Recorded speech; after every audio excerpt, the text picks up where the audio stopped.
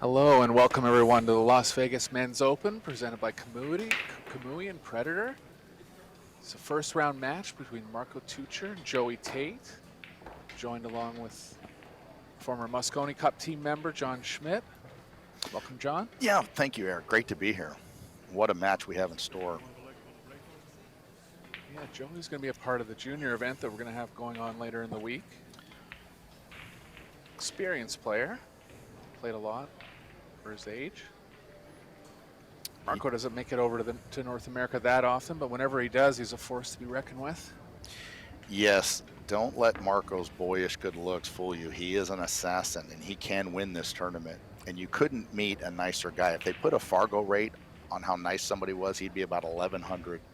It's just hard to not be a fan of his. But, you know, you're a great player yourself, Eric. You know the first round is really tricky in a tournament. You're trying to get your nerves under control and your stroke and get used to the table. So sometimes it can produce ugly matches, and we'll see what happens here. Yeah, key for Tate here is to come out strong. He's coming in at about a 50-point Fargo disadvantage. So really has to assert himself in the first couple racks.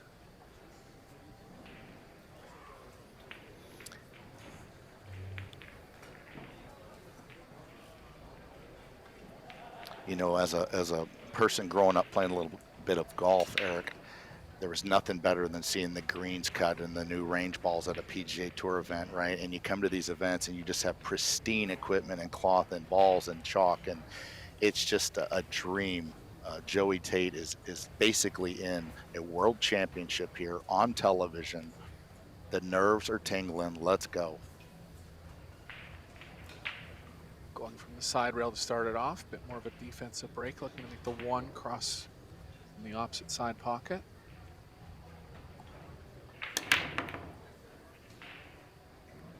Caught the point with the one. 7 going to trickle in. There it goes. On the one as well. That's a dream start, wouldn't you say? To bank a ball playing 10 ball when you're not using a template and getting a shot on the one is really tough to do. Oh yeah, you're not probably around 25% overall. Oh, maybe. If that, yeah, I would say if that. I mean, it's. I'd like to be able to hold the cue ball one rail here. I think he's just thick enough that he can. If not, he'll cross over for the side. And it's got to go. Now you're froze to the rail on the wrong side of the two. The trouble starts. He knows it too.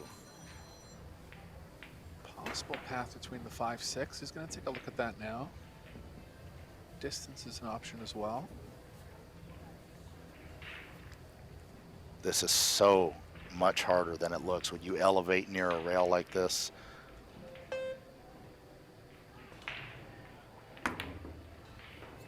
Yeah, just such a difficult shot.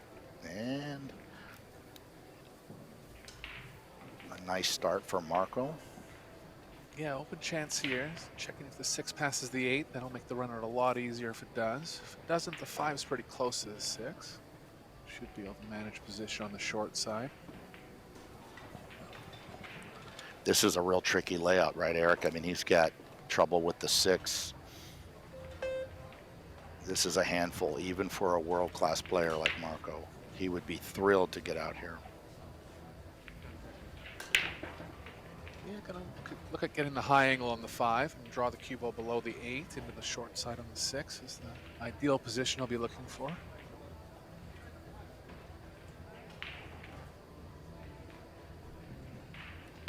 Former US Open 10-ball champion.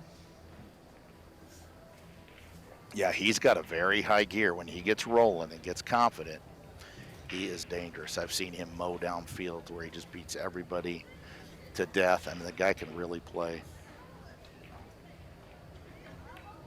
Solid fundamentals, kind of reminiscent of Albin Ocean a little bit. Yep. Longer backstroke, real solid European fundamentals.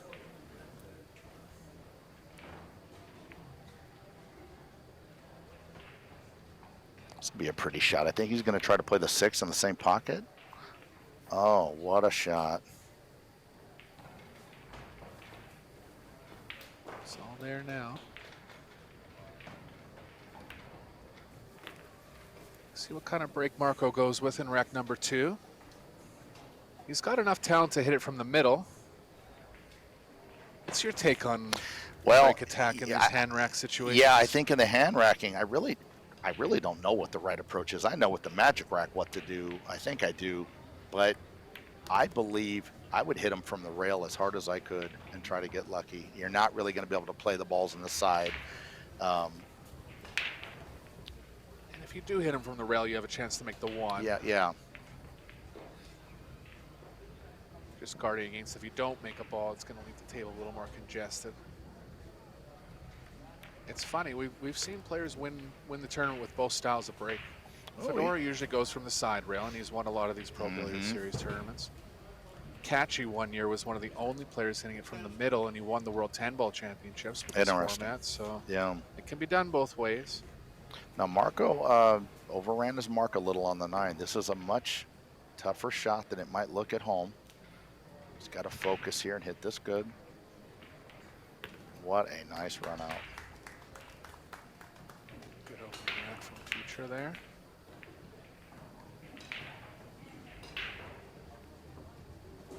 He'll be coming in around number 10 to 16 seed. Got about 30 world-class players in this 128-player field. Yeah, how tough is a field when somebody that plays like this guy is a 16th seed? Yeah. Fillers in the tournament, Albin Ocean. Good contingent from Taipei here as well. Wow.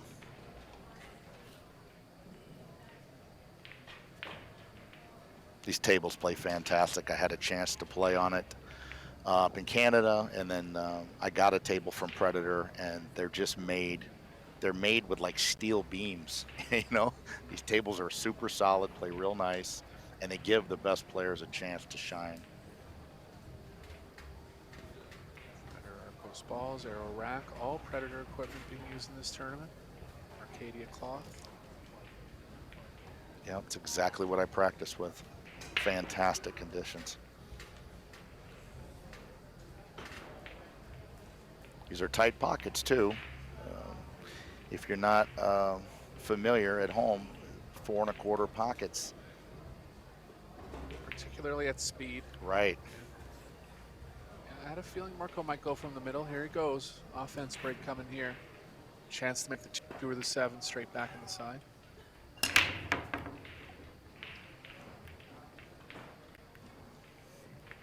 Nothing down. An open look on the 1 for Tate. Yeah, super tough layout. Well, you know, I mean, the 4-5 kind of connect, the 6-8 combination is doable. This is a doable out, but it would be fantastic to get out from here. Yeah, big power draw coming here on the first shot. Nice shot, Joey. Good timing in that stroke. Tate will be competing in the junior event, starting later this week as well. Boys and girls competing in that event. Savannah Easton and Sophia Mast will be a part of the field. Tate will be one of the favorites in that tournament. Must have got real straight there. Surprised he didn't move the cue ball a little more. Right. Yeah, he was limited with what he could do. Interesting to see what he's going to try here. I can't quite tell what he's going for. Is he trying to cut this on the side or play safe?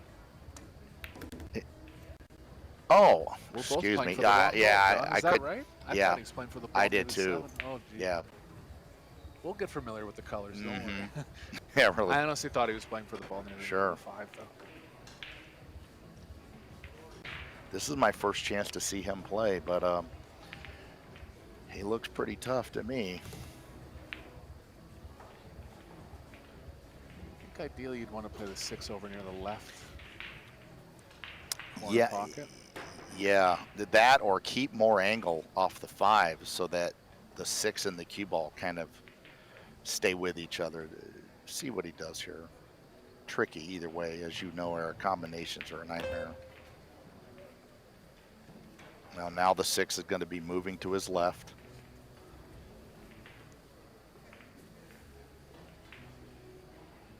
The only thing that worries me about this is you have to get this a little firm to get the 6 over there, and it makes the combination more missable.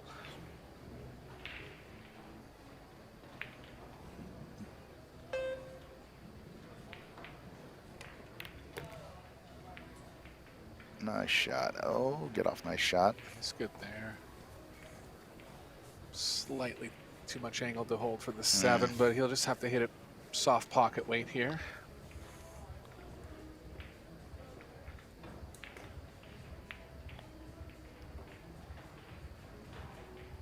Might go 2 rails here. Let my stroke out. Yeah. Yeah.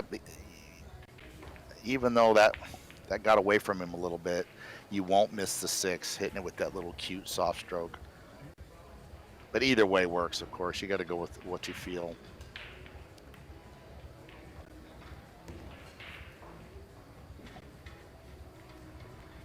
So good recovery from Tate after a miss in the first rack, leveling the score 1 each here.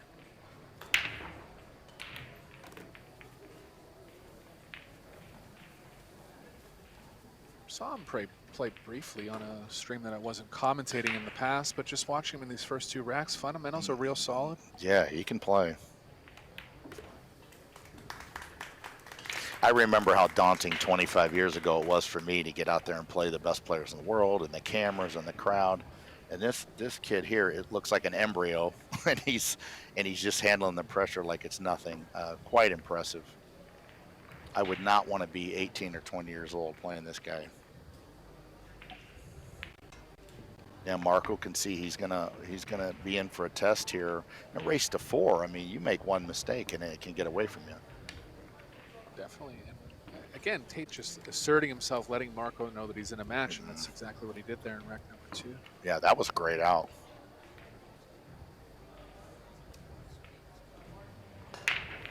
It's funny, Eric, how easy those outs feel when you're at home, but to do it right now with a world champion breathing down your neck and the money on the line, it's a real test of nerve.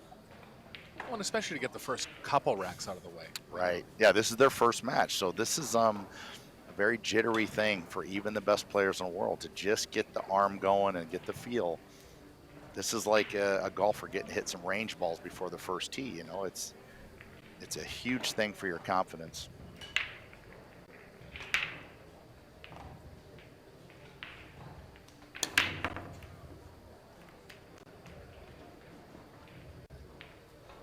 Down here, shot from Marco on the 1. Gonna have to play a fair bit of right spin to hold up the right side of the table here. Yeah, it's funny when you use the template, the racks are just so simple, and then you hand rack and you get layouts like this that are more complicated than my last marriage, and basically you can't get out. I mean, every lane's tied up, balls are against the rail.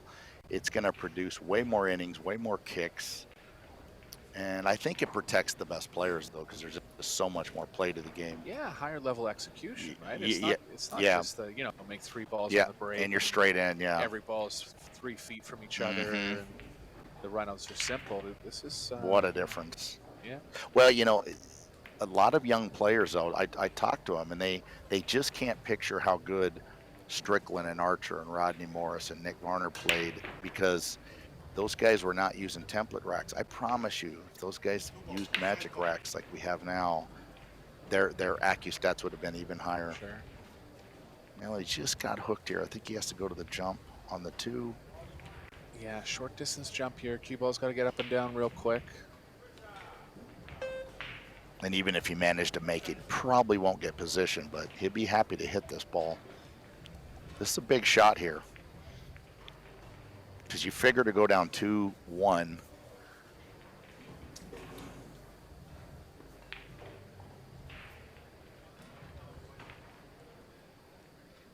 the air rush jump cue. Yeah, the air rush jump cue is unbelievable. If you can't jump with that, you should take 2 weeks off and quit. I mean, I've never seen an easier cue to jump a ball with. Just so easy. Landed on top of it.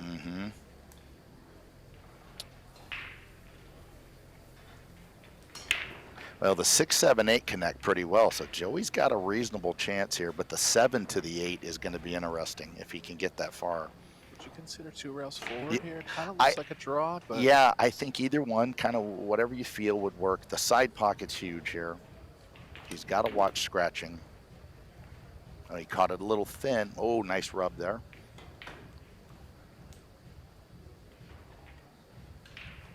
he's going to have to leave himself with some angle on the 7, but that's going to play well for coming back up table with the 8. Tell you what, this is a missable ball right here. I'd be real happy to punch this in because he has to hit this with speed. That's a nice shot right there. Smooth stroke, good Yeah. timing. Yeah, this little whippersnapper can play. I'm Smooth it out impressed. nice.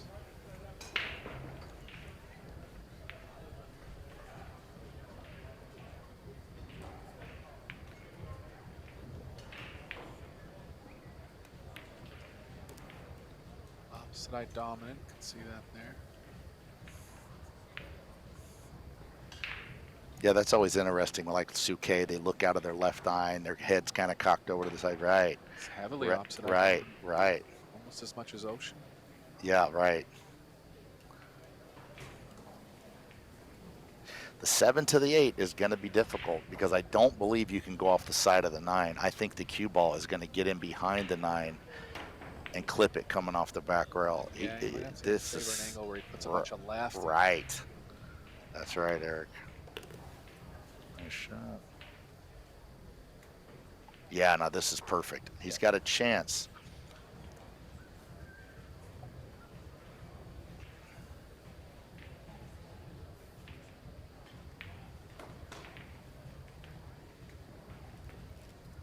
Is it lying just Yeah, a little it's thick where yeah. it's going to hit the 9 regardless? I think he's going to come off this back rail and do real well to miss this 9. Oh, he hit it great. He overcut it on purpose, and he might even get a friendly little rub here. Nice shot. Good signs for Tate here in this match. The whole Tate family plays. Noel. Yeah, I've the never other met them. sisters Yeah. escaping me right now, but they're all great players. All junior players as well. Oh, that's fantastic to see.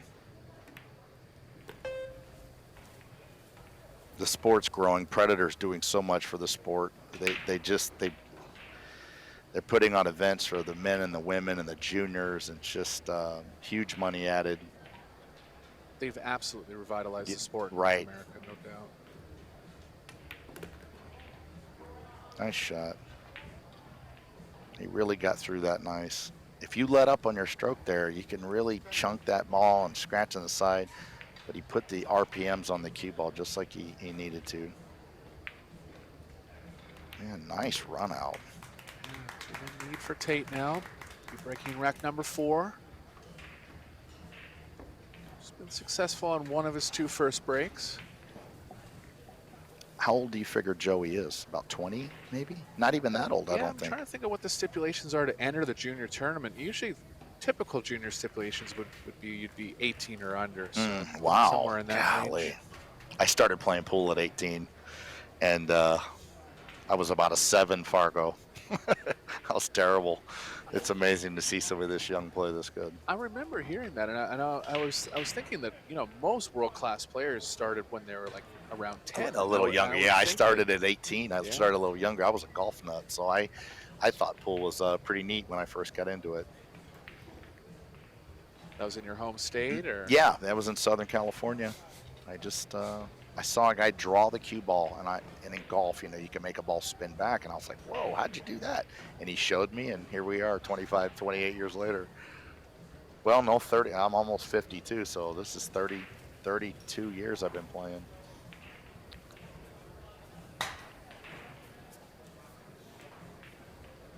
Yeah, I can't imagine being this good at 18. It seems just impossible. Well, it's a whole new generation where they have a lot more available to them too, right? All That's these, right. All the YouTube videos. Yeah, that's right. YouTube's a huge thing. Yeah, you're right. Took some speed off that time, hit it nice and squarely, 8 ball down. He's got a chance on the 1. You like kind of ducking off this 1, maybe behind the 6. I think he can. Yeah, it's a high percentage save, so right. he definitely has to consider it. Yeah, I'll tell you what, Eric. I might take a nick at this one. What do you think? Try to cut it in, let the cue ball go down to the other end, play the 2 on the side. I mean, there's always value in staying at the table, right? But when you have these like Yeah, real high yeah, percentage safes, it's I tough agree. to lay off. Yeah, I agree. Oh, that's thinner than I was thinking. Yeah. Taking a little time here, but I'm pretty sure the only safest cue ball behind the 6. I mean, there's a big wall of balls on the left side of the table. You could consider playing the 1 near there, but it's still like trying to freeze the cue ball. Oh, he is gonna play the 1. I'm not sure. He looks like he's going for it. Well, you know what? He's going to tuck the 1 behind the 6, and the cue ball. Yeah, the cue ball would be in. Yeah, that's not a bad shot if it goes. Well, I mean, if you're that confident to move the cue ball that far behind the 9, what a shot. Wow. That shows confidence there, I'll tell you what, because he could have just laid up on the 6, but he still played behind another ball. A lot more cue ball movement. Strong shot from Tate there.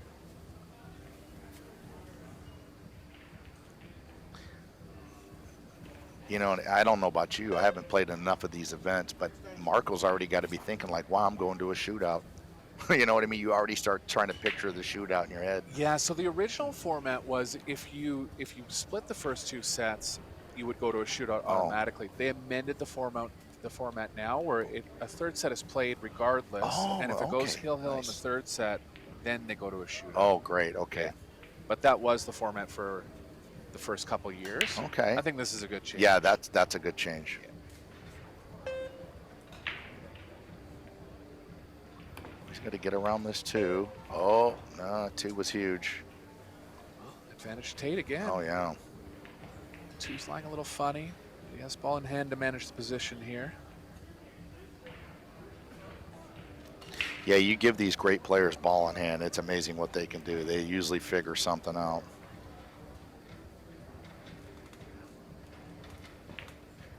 What do you like here, Eric? I mean, do you try to play the 2-6 combination? I was going to ask you. I don't know. Well, yeah. I mean, because there's such little room on the short side of the 2, right? Like you almost. Yeah, he was considering playing the 2 in the side, but. Would you ever run into the 6 and try to get the 2 in the right corner? Well, I'll tell you what. Nudging, going off the 6 and nudging it to the rail, and then the cue ball. Yeah, but the 2's blocked. The 10's blocking the 2, so that's kind of. But you can still play it up to the top right. Yeah, I actually like playing the 2 in the side where he's standing. He's going for the combination. It looks like. It's okay. This is okay. Yeah. It's reasonably lined up. Yeah, and the cue ball's going to come across and get positioned, so nothing wrong with this. He just has more courage than me. I was trying to figure out a way to get out without having to make a great shot. Yeah, there's a lot of options there.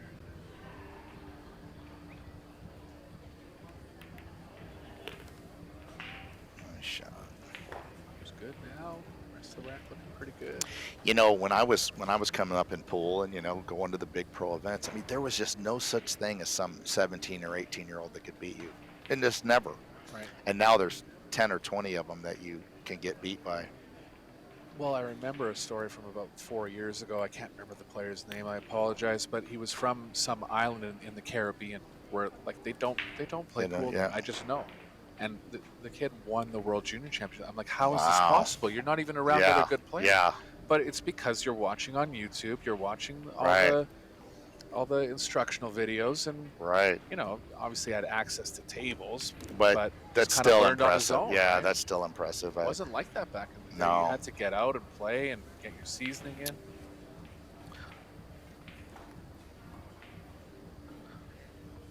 Well, just like this great production that Predator puts on, I mean, there was no such thing when I was learning pool.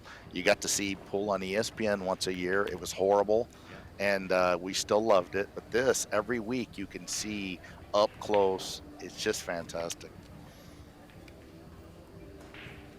He's got enough angle to avoid the 10 here.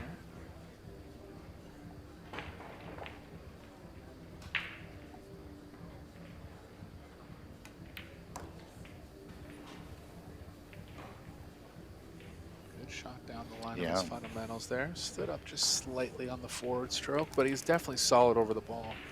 Really good timing.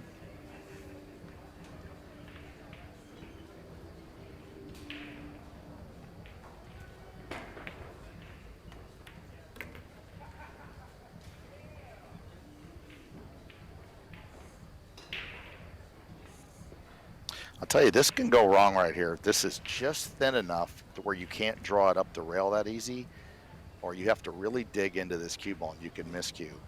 If you go 2 rails here, you can scratch. I mean, yeah, that was a good little shot right there. Yeah, he knew that. You're right. There was that kind of nip draw option, but that, you know, that can go wrong. So he just played out of it 2 rails, hit it nicely.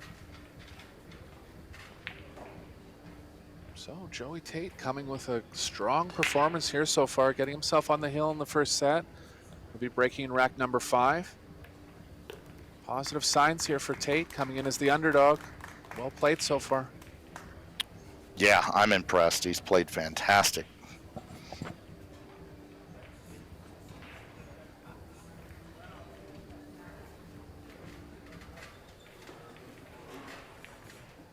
Who's your pick in the Banks tournament, John? That's going to be a... Oh, man. You know, everybody in that bank's so unbelievable that it would be hard to pick. I guess I would go with Billy Thorpe. He's just got the momentum, and they all bank great, though. Everybody in that could win it. That'll be interesting to watch.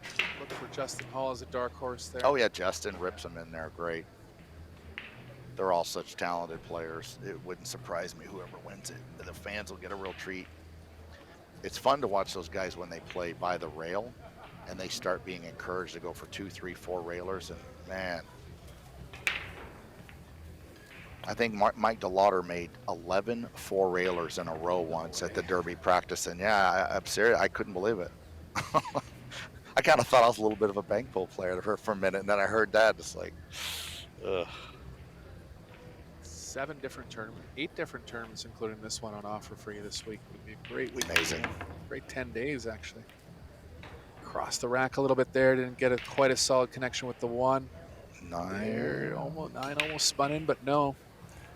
Doesn't it seem, Eric, like when you're down 3-1, though, this is the kind of start you get, a real tough layout? I mean, Marco has to make an incredible out here. Yeah, 6 is going to be the toughest ball for Well, look at the 2. Oh, okay, yeah, he can play the 2-9 combination. Okay. Tricky, though, because the 2 is going to roll off towards the right pocket. That's right. Could consider drawing back between the kind of the 5-8 and shooting the 2 in the long pocket, but that's touchy. Yeah, I would have to go for the combination and take my chances.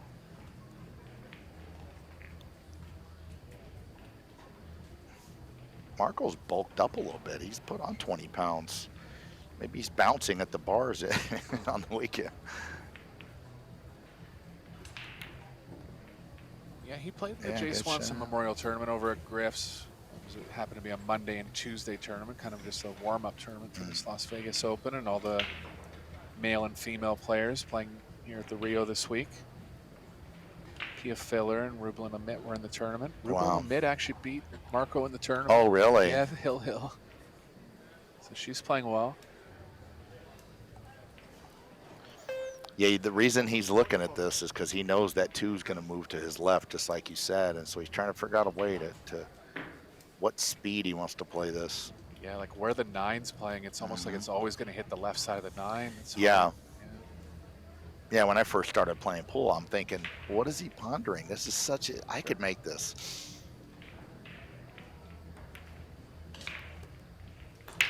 Yeah, always figures to get away from you. He's got a real easy. Now, you could go for this 2 in the side, but I think I'm ducking here. I would. I don't, just because of the score line, I don't mind going for it. But another underrated thing, since the pockets have become smaller, so have the sides become smaller. Yeah. So when you're shooting into a closed pocket like this. Yeah, and the cue ball, I don't feel like it's really going the right. Yeah, there you go. Yeah, the safe. Look at this. He's just okay. That likely would have been the set there. Yep. Yeah, if that ball went in. Think he can get wide enough if he starts going near the left corner pocket as a start? Yeah, 2 rails, okay. Yeah, I think 2 rails and he can hit this ball. It's what we call a big ball. It's sitting down there by the pocket. I think he has to actually go 3 rails at it. That was my first intuition. Yeah. And with 2's there. 2's possibly there, but 3's kind of there as a backup plan.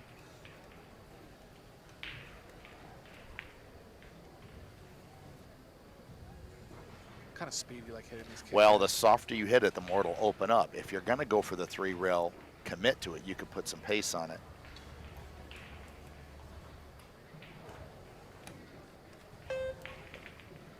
Well, he tightened that up a little bit more. Wow, wow, look at this shot. Really, Joey?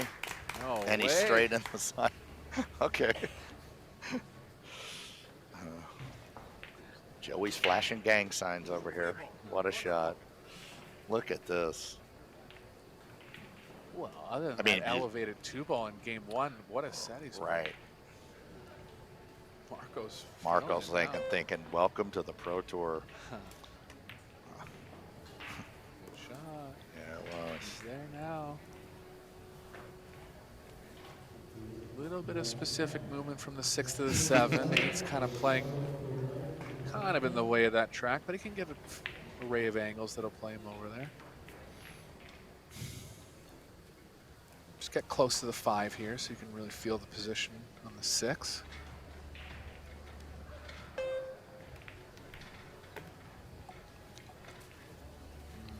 Gonna have to cross over. Still okay. What a highlight this would have to be for a young man to get up and play this great in front of the whole pool world. You're on television. I mean, this is, you know, it doesn't get any bigger. What a dream to play like this in front of the whole pool world. And no luck, too. No, he's played incredible, yeah. Well, he has to make a nice shot here. Oh, he miscued. He might end up being okay here. You know, miscues by the pros happen a lot more than people think because they put so much English on the ball, they cue so low that it's a byproduct of the kind of RPMs they're going for. 100%. Yeah. I tell people when I'm trying to help them with their game, basically, if you don't miscue a couple of times today, I'll be disappointed. 100%. Oh, yeah, and they're so afraid of it. But, you know, you're never going to get to the next level if you don't start hitting extremes. That's right. That's right. Yeah, to those of you listening at home, when you practice, spin, spin, spin all you can. And after a while, you'll get, oh, what a nice shot there under the pressure. Do not be afraid to get out on the edge of that ball. Now, this will be a pretty shot here. I think he might play this with like a 9 o'clock cue ball or a left English cue ball, go off the side of the 10, 2 rails out to the middle. You have to hit the 6 into the correct part of the pocket, just like that. Very nice. 10's not going to block him. So Marco's still alive in the first set here.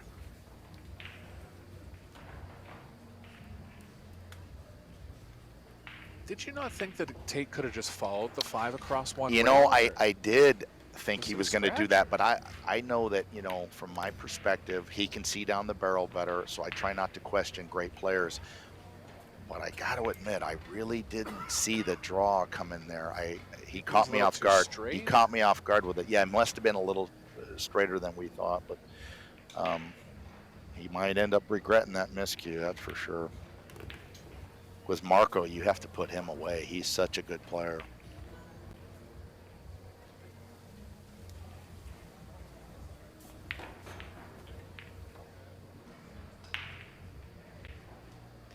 $128 players in this Las Vegas Men's Open.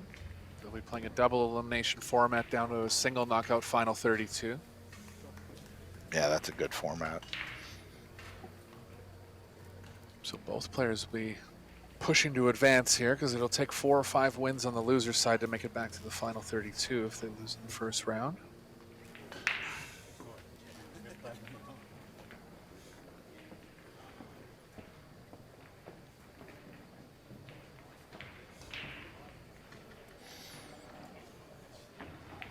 Three missed balls overall. Wow, Joey's playing at an 895 clip. That's pretty impressive. And just for background here, John Sousa, those numbers are usually relative to AccuStats numbers. This one's called a pop performance. Okay. Percentage of, geez, I should know the acronym here. I'll get it for next match, but it's a little bit harder than an AccuStats rating. Oh, really? So okay. They're involving more stats and more ways to make errors. Okay. So say like a 900 in this rating would be equivalent to maybe like a 930. Oh, wow, okay. So shooting an 895 is incredible. Right. Yeah. And for being an embryo, that's really amazing. Sure. 18 years old and playing just well above world class on the biggest stage. It's all you can ask for to start off a pool career. Player overall performance, that's what it stands for. And if you're shooting well, you're popping. Yeah, you're popping, all right.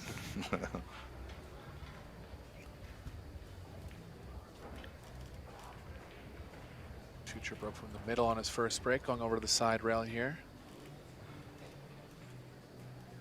Kind of player that'll favor power, no matter where he's breaking from. Big smash there. 7-ball down. Boy, what a difference with the hand racket. You get such tough layouts. I don't think he has enough of the one to cut it in. Have to see if he has the left edge here where he's able to play safe.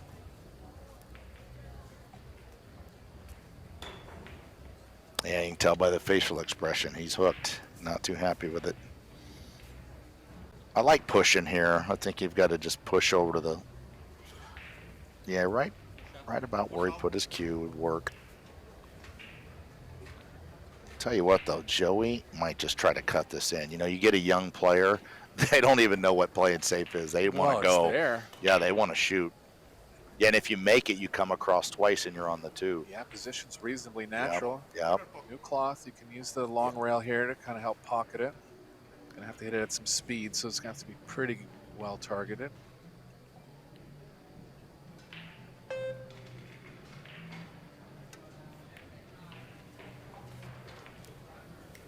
Wow, what a shot. And the rest of the rack's looking okay. Yeah. Second chance for Tate to close out the set here. I would think when I'm playing every day, that one ball, I would be lucky on first try attempt to make it 2 out of 10 or something. I mean, that was like hitting he just hit a 2-iron to like 6 feet. Give yourself a little more credit. Well, I don't know, but yeah, it's not like a 70%. Oh, God. If there's any doubt in your mind, you're not making that What a ball. great shot that was. Especially, again, under the circumstances. You know, you're not just at home hitting balls and Exactly. watching the news. I mean, this is the big time.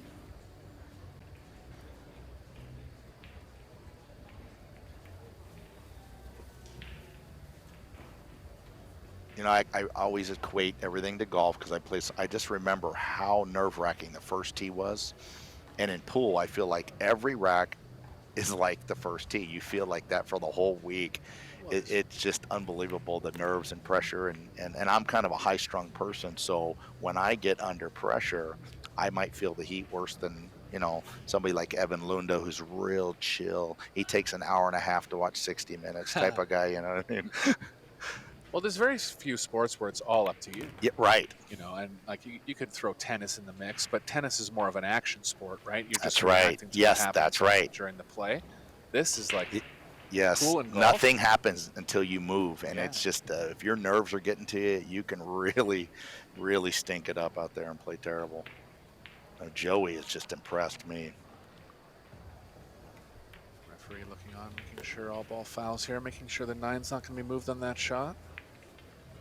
This is tougher than it looks here, right? His cue ball is going to go to the side rail and then go into the path of the 9. So he has to manipulate this cue ball a little bit with a little bit of right hand spin so it opens up off this rail. Oh, what a shot. Oh, he killed that with inside. Nice shot. And he's there. He's over the finish line in the first set. Great performance here. Just a random miscue, but other than that, yeah, he's played great unbelievable. set.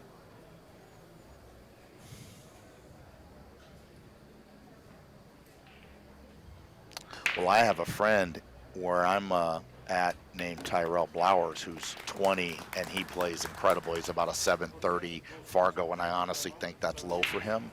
And I couldn't imagine anybody 20 or under playing any better than this Tyrell, but this Joey Tate, wow, if he plays like this all the time, I mean, this kid might be hoisting the trophy a week from now. Yeah, I've seen Tyrell's name around the No, tours he can lately. play. And Oh, yeah. He's been doing well. Yeah, he's a great player. He was over at the Swanson Memorial at Griff's this past couple Well, days as well. and I know him and his family real well. He's a great kid. If I was going to have a son, I would want him to be just like this young man. Nice. He's really a good kid. He's gotten into dirt biking, so him and I are going to be going dual sporting this summer. Cool. He's going to take me to some of his hidden fishing spots up in the mountains. So he's in Wyoming where Yeah, you're at now? yeah, he's in a little town called Pavilion, Wyoming, and I'm down in Rock Springs, so I'm about 150 miles from him. So what states would he travel to if he's trying to get into better action? near Oh, home, mercy, like he goes Washington? everywhere. He goes everywhere. In the dead of winter, he drives everywhere. It's unbelievable. Yeah, he goes Montana, Idaho, Colorado. He's all over the place. Okay. Wins. My goodness, he wins like 8 tournaments a month, it seems. Huh. Got a great family, Bob and May. They're just hardworking, blue collar, great people. Support him.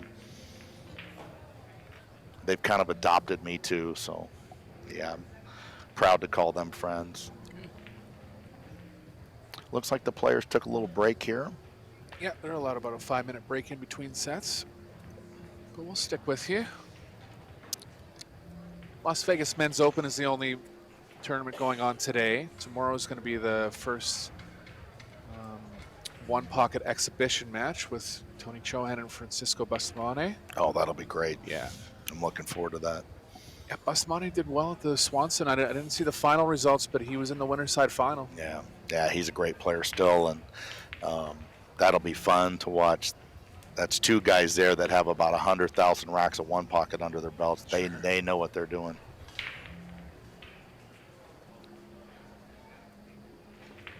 Well, this is a little cliche, but I'd like to give a shout out real quick to some of my friends back home that I hope are listening.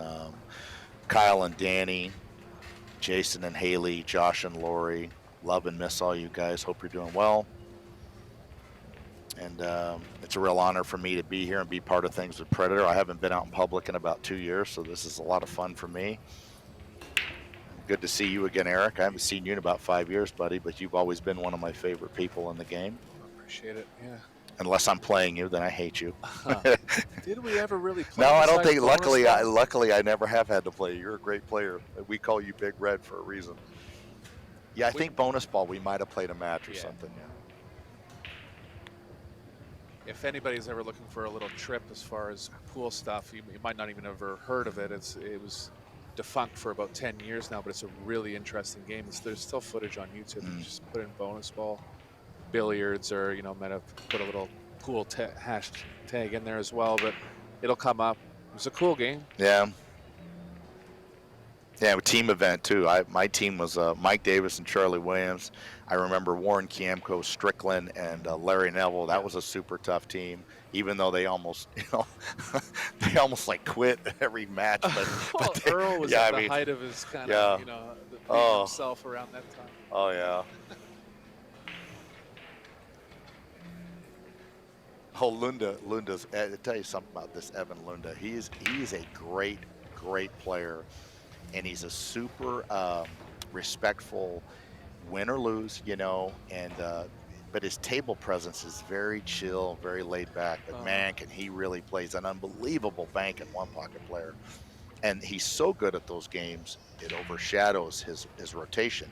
But he plays world class rotation. Right. Yeah, I think he's at about a 760 Fargo as far as rotation. I'll tell you real quick, Eric. I was traveling with Strickland back in 2009, and our first stop was in Detroit, and I had to play a race to 7 against Evan Lunda. So I'm supposed to be kissing babies and signing autographs. I'm doing the exhibition, right? Well, my cue didn't come on the plane, so I borrow a house cue, and Evan beats me 7-0. And of course, Earl just loved that. He teased me for like the next 1,000 miles. And I said, Earl, that kid could play, man. I might not have beat him even if I had my cue. So that's how my exhibition trip started off, and it was pretty funny. But Evans became, I think he won a one pocket tournament last year. He won like 130,000 with all the, oh my goodness, unbelievable. Yeah, he's in the Banks. In the Banks Challenge this week. So here we go. A lot of pressure on Marco now. Has to win this set. Yeah, going back to the middle. Just gonna go all in here, try to keep Tate off the table.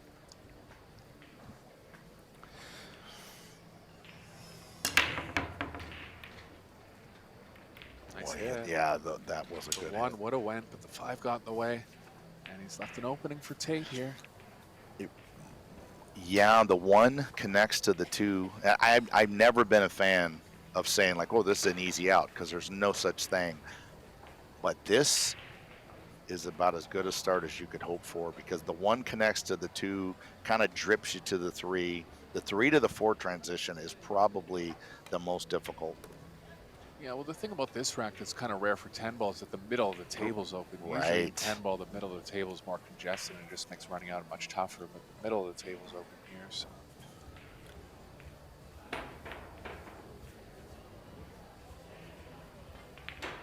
Just a little angle, fall through between Yeah. the 4 or 5. Don't get too straight on this 3. Leave yourself some angle so you can bounce over for the 4, just like that. Oh, perfect. Now, I like really twisting this in with a lot of left-hand English, which makes the shot harder, obviously, but you will not miss position if you make the ball. Yeah, running spin. Right. Cue ball running properly. Yeah, nice shot.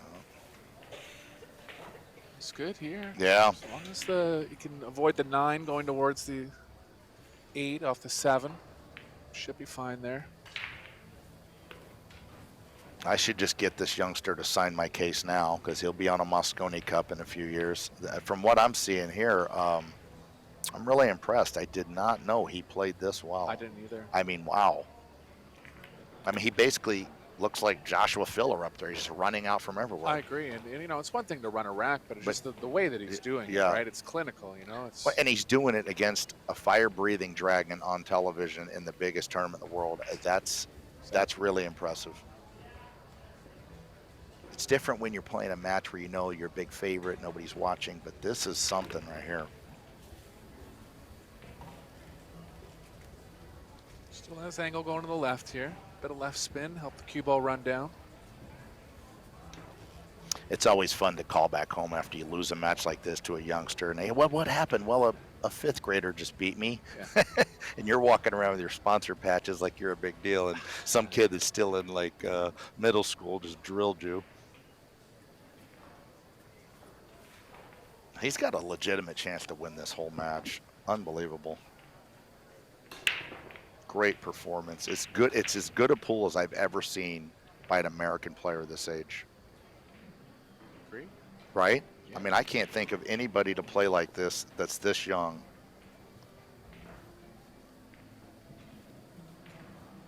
Adrian Prasad's a really promising junior. Right. Oh yeah. Oh, He beat me to death in a tournament a couple years ago. Put me on notice. I was blown away. But yeah, it's nice to see all these young players really taking the sport seriously, trying to become a professional player. And I think Predator has lifted the sport to a position to where that's a viable idea when it used to be considered ridiculous. I mean, Fedor Gorsa, I think, won like $500,000 last year playing pool. He did. And so now you don't have to be the #1 player in the world to make a decent living. When back in the day, the #1 player in the world might make $40,000. So it's times are changing. I think it's great. And the industry's doing well too. You know. Yeah, we need everybody to do well. Us players, I want to see Predator sell 1 million tables and cues, and they want to see me make a living. And everybody is doing well. It's nice to see. Rooms are doing well. You know, when you walk into a pool room now, they're just packed. 2 or 3 times as busy as I remember it 10 years ago. Yeah.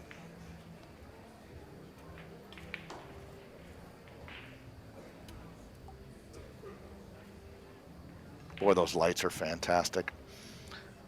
They weigh nothing. I've played back 20 years ago. I remember a light almost came down and killed me one time. It was homemade. It weighed like 100 pounds. These lights are just amazing, the amount of light they put off, and they weigh nothing. Kudos to the inventor. Yeah, it's interesting how technology's kind of evolved the game as well. Carbon shafts. Yeah, well, the chalk. I mean, I haven't had a skid playing pool in like 4 years. It's amazing with the Predator pure chalk.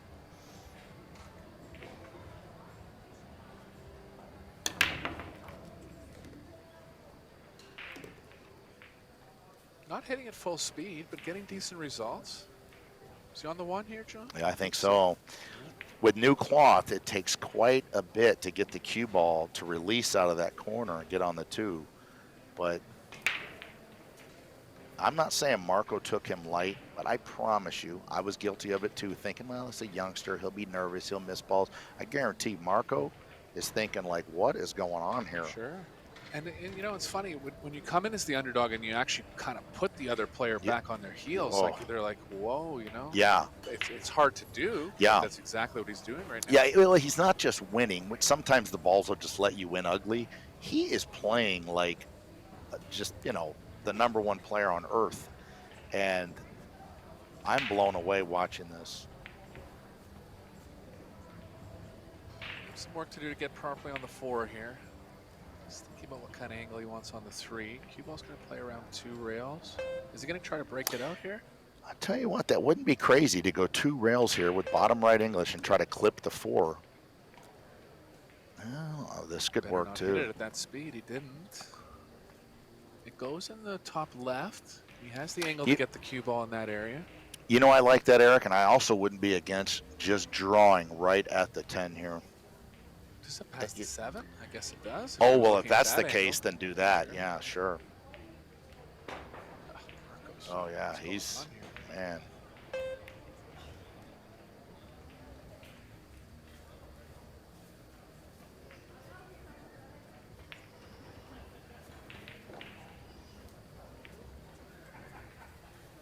Cue ball's kind of tracking behind the 7. Right. You can go to the short rail and maybe stun that up. Track a little bit. Just stun it over.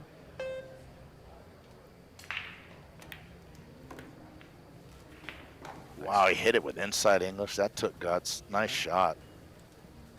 Those shots are underrated when the cue ball is close to the object ball like that. And you're really trying to get good quality follow out of the ball. You really got to time the ball well.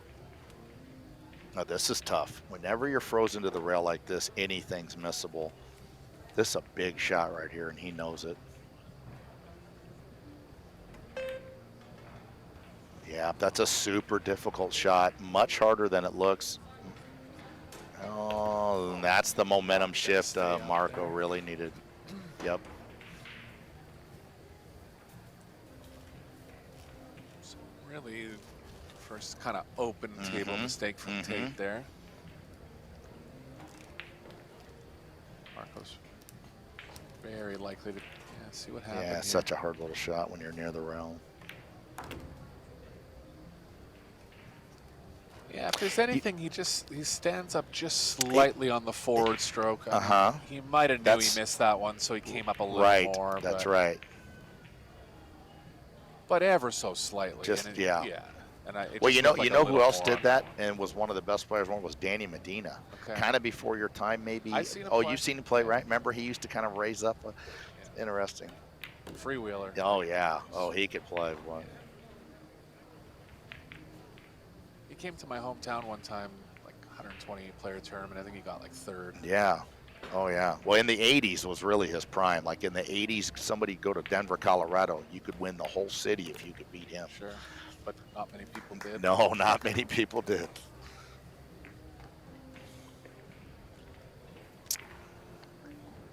He was actually attacked here in Vegas. If I remember right, he was killed here in Vegas by a guy who came up from behind with a hammer or something. It was awful. Oh, wow. And, yeah, and he was only like 55, 60 years old. It was terrible. I knew he died at an early age. I didn't know that was how. Yeah, wow. That was here in Vegas. I'm almost certain, and it was just I've known Danny a long time, so it was terrible. It's about 50-50 on break success, so kind of even there. Yeah, you know, if I can sign up for a pro event and know that I'm only going to miss 1 or 2 balls, I'd be pretty happy. Joey has played great, and you know, when I first started playing the big tournaments, I kind of had this vision in my head that you never could miss a ball and win matches, and I found quickly that as long as you made the balls you're supposed to make, you could defend yourself. Sure. Now that one that he just missed there, I wouldn't call that a ball you're supposed to make. Nobody is supposed to make that one. Yeah. And it's about recovering from right, it too, right? Like not letting it snowball. That's I mean, right. Everybody misses. Oh, sure. How many years were you on tour before you won a major?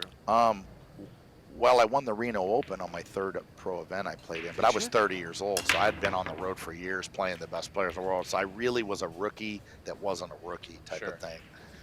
That's how it was Yeah, back. yeah. Yeah, I lived in a motorhome from the time I was 25 to 30 traveling. And, I'd see the guys winning the big tournaments, and I just played them in 8 a headset. So I knew once I joined the tournaments, I could probably defend myself. Nowadays, they go, "What's your Fargo? Yeah. What are you spotting me?" Okay, so I don't believe he can pocket the one on the side. Oh, maybe. Oh, nice shot. Nice shot. Cut the one a little bit there to avoid the 8, made the safe a little tougher, but he did well. He might have left the short rail. If he did, Tate can try to stick the cue ball behind the 3. Yeah, that's what he's looking at now.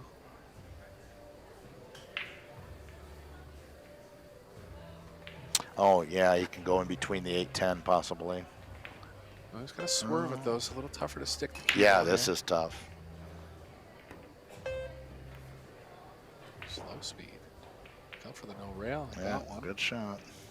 I think Marco's got to go here. Well, this combination, although difficult, we call this 5 ball's a big ball because it's off the rail like 1/8 of an inch. You'd be surprised how often you can trip these combos in. Yeah, way easier than it being like if it was frozen, you wouldn't even shoot it, even closer than that. It's just kind of a comfortable distance off the rail there. I think he'll go for this. Oh, he hit it good. What a shot. Oh, the one drip to the end rail.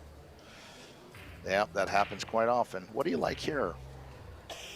If there's enough room between the 1 and the corner pocket, I don't mind spinning the cue ball with heavy right and kind of favoring getting towards that 4-8-10 stack. 2-8-10. Yeah, I like that. Just create distance. Bump the 1 over to the left a couple feet and come way back down here. You got to spin it a lot. So the cue ball's kind of on the wrong side of the 1 for that shot. You'd rather be like more straight on. What else? Well, I'll tell you, Eric, I wouldn't be against just clipping, coming off the right side of this 1 thin and putting the cue ball down underneath the 4. Just move the 1 over to your left like 1.5 feet. Try not to over-engineer this, Yeah, you might even come down under the 3. Oh, he's going off the left side of this. There's 3 rails behind the 4, but I don't like the 4. That is really defensive, John. Yeah. I don't know, especially when you're stuck a set. Yeah, I'm not.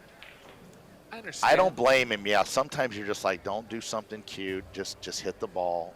But at the pro level, you've really got to try to hook your opponent as much as possible. In snooker, they call that a negative shot. It's like, you're not giving yourself a chance to advance in the rack. Only negative things can come out of it, kind of. Well, not only that, I feel like you're trading a long for a side, and you're going to give him a side for a long. So he's going to end up putting you 9 feet away from the net, and it's just going to lead to trouble. And he actually got away with it where he still has a chance to save right. back here, but that was a high percentage save for Tate there. Just came up. I think Joey was trying to come down under the 2, obviously, just a little short. But now what I liked here is I just hit this with middle right English and bank the 1 towards the 3. The cue ball kind of goes into the 7, the 9.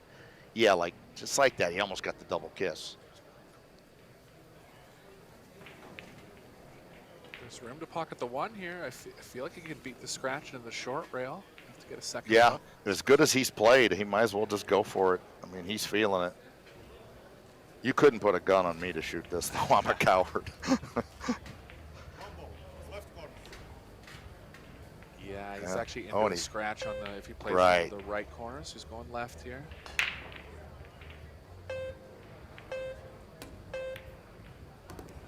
You gotta be kidding me. A shot. I mean, yeah, that's like a 1 in 15 to jack up and spin that in. Unreal. 7's in a similar spot than it was in the first set. That's right.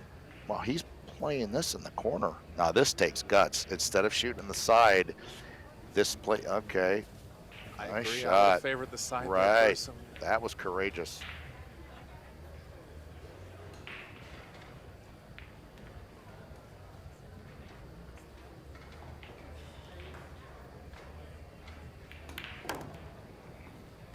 Push one rail back to the 8 or heavy left? 2 rails? Yeah, I like the heavy left if I get thin enough on the 7. You know, you'll kind of decide that once you play this 4, but the 8 to the 9 is going to be interesting. Yeah, again here, just get close to the 7 right. so you can feel the pocketing. That's right. Eric makes a very good point there. Getting close to the next ball really solves a lot of problems. It's 1 rail. I think he's a little too thin for 2 rails, but last time we were kind of worried about hitting the 9. I don't think he will hit the 9 this time. He's thin enough.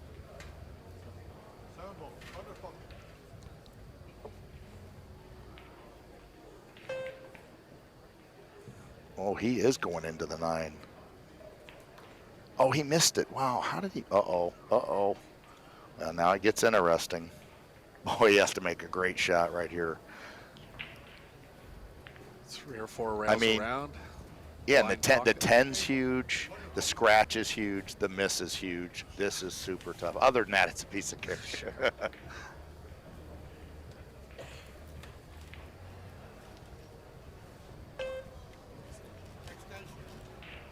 Kind of run at natural speed. He doesn't have to overhit the speed. No. But it's so tricky. It's such a blind pocket. Yeah, if you can make this, I mean, this is really like a straight pull break shot. I've seen a couple of these. If you can make this and avoid the 10, but man, he's got to avoid the 10 and the scratch.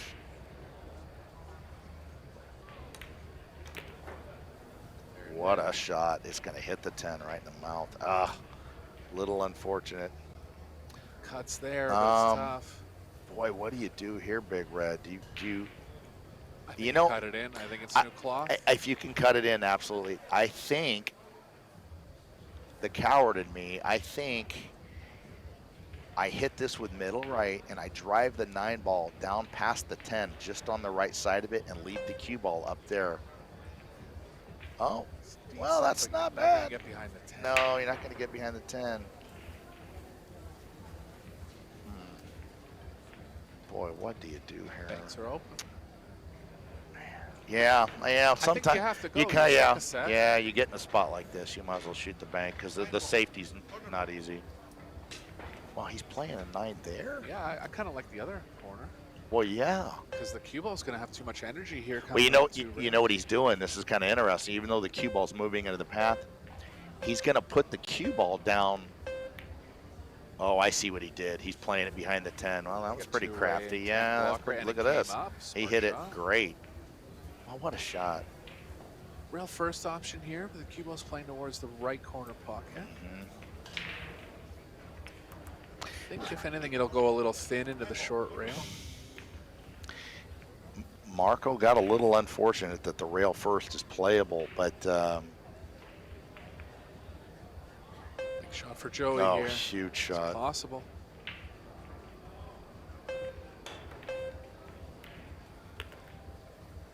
Right in the heart. Nice shot. Boy, now what?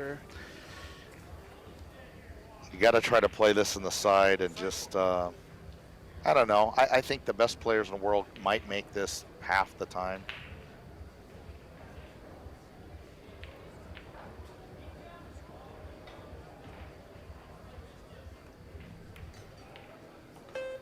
Such a hard shot. God, I hate that shot. That's one of the most common missed shots playing straight pull is frozen to a rail, cutting the ball kind of in the side, you know. And no, I mean, I wouldn't get down on yourself there, Joey. That's everybody misses those. It's just part of pool. You're going to miss another 4,000 of those in your career. Yeah, I'd be thinking more about just hitting a position from the 9 to the 10 harder. Right, so he didn't right. Himself that. Oh, nice Might have shot. been worried the cue ball's going to kind of carry him off the 9 more towards the corner. You make a great point there, Eric, because something that I've always tried to not do is I don't want to make a really good shot to not, I mean, if you're going to make a good shot, make a really good shot and then solve all your problems. Sure. You hate to have to make 2 fantastic shots in a row. And that's something that I think that comes up next time for Joey. He might go, hey, let's hit this rail first a little harder, try to get more near the 10, you know. But it's easy for me to say, I don't miss anything from back here on the microphone. Well, the equation there is like, are you going to miss the first ball more if you hit it harder? Right. Yeah. Well, Maybe you a a little, more, but you but won't not have that enough. brutal shot in the side, right? There hasn't been many safes. No. Look at the no. safety efficiency. TEUTSCHER's on 0. No, they've both played great.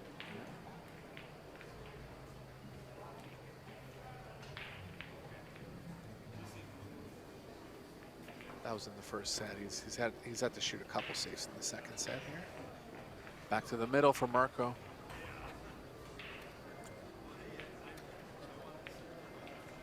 Last break he hit real solid. He had the one coming straight back to the corner pocket to the right of him. Yeah, I've practiced with Marco with the magic rack, and he breaks great. He just, yeah, I mean, with the magic rack, he's deadly. And the one's covered. Block the one.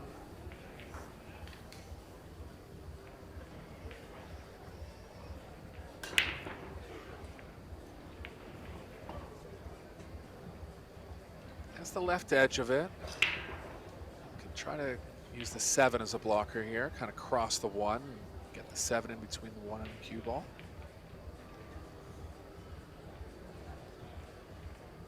Oh, maybe he can pocket this one. I thought it was covered. Boy, it carries shape to the 2 also. Oh, no, he was hooked. Okay. Yeah, no matter what, the cue ball was kind of going too far to the left there where he couldn't get Right. behind the 7. Well, we might get a chance to see a really cool stroke here. Yeah, he's going to have to power draw. He's considered power drawing with bottom right, drawing 3 rails. But there's a ball in the path. He's too smart of a player to just shoot show-off shots. He looks like he's going for the big stroke. Yeah, the 7's huge, the 8's huge.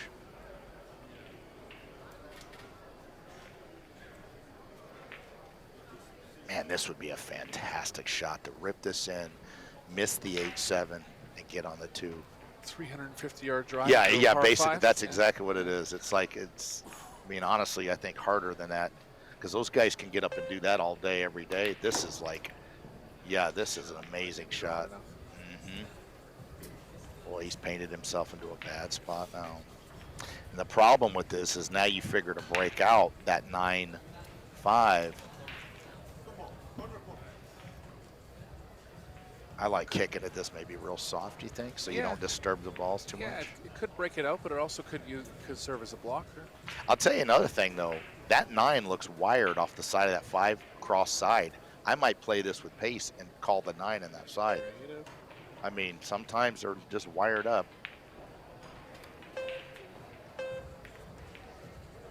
Nice shot. It's all you could do sometimes. Worst case result there. Yeah. So Tate with a chance to get level the score in the second set and get back in it after a couple half mistakes so far. Yeah, that miscue cost him pretty good, and then that tough shot off the rail. But boy, he's played great overall. I'm super proud of him. He's got to be thrilled with his performance. Marco's played great too, but just not a lot of opportunities. Good shot there. When I'm dogging it, that shot there is very easy to just let up and not draw it enough and just run into the 3. He dug into that pretty nice.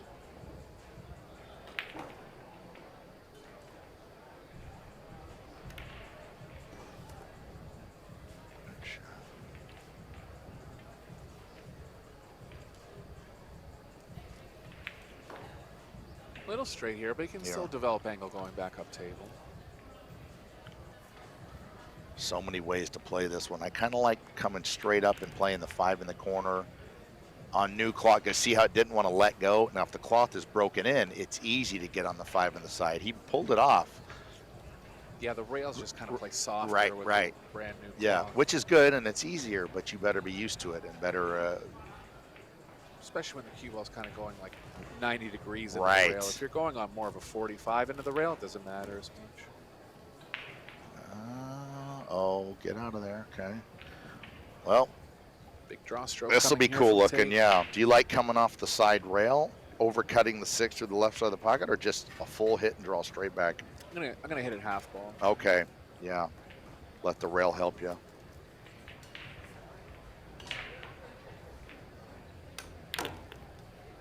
Oh, you're right. Oh, that was pretty. Well, you could play it either way. He hit it.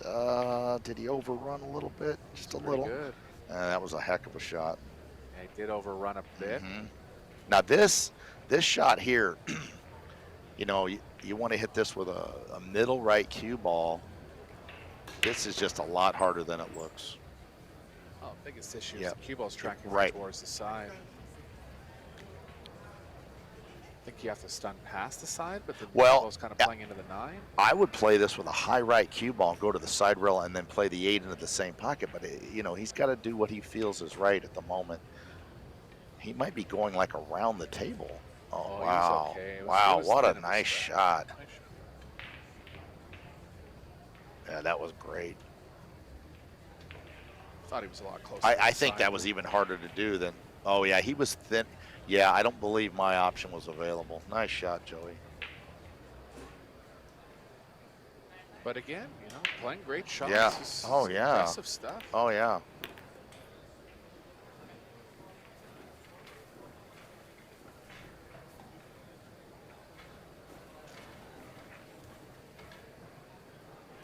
Be breaking in rack number 5. Be a great time to pull out our break and run. Break and runs have kind of been at a premium so far in the first 2 sets. Yeah. Yeah, when you're hand racking to make a ball and get a shot on the 1, you can go days without getting a shot. It's just nothing like using the template. Yeah, we saw Lechner in the first match on this TV table. He ran 2 in a row, but you're not going to see that very often. That can be the high run of the event. Yeah. Over the course of the whole, Yeah. so people were, it's a winner breaks in a short race format, but over the course of the whole Pro Billiards series, imagine hundreds and hundreds of matches played. Only 2 players have ever run the whole set out, even in a race to 4. Wow. Yeah. And you'd think, oh, they run 4 racks in a row all the time, every day. No. No. This little Joey Tate can freaking dab it. I'm impressed. They're from the Carolinas. Oh, okay. Always been a hotbed of pool down there on the southeast coast.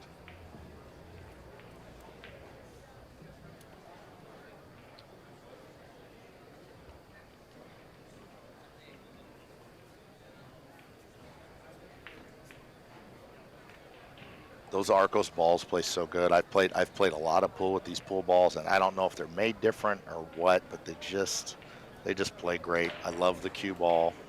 It's my favorite set of pool balls, and I've had a few that, you know, I mean, obviously the old Centennial sets are great and stuff, but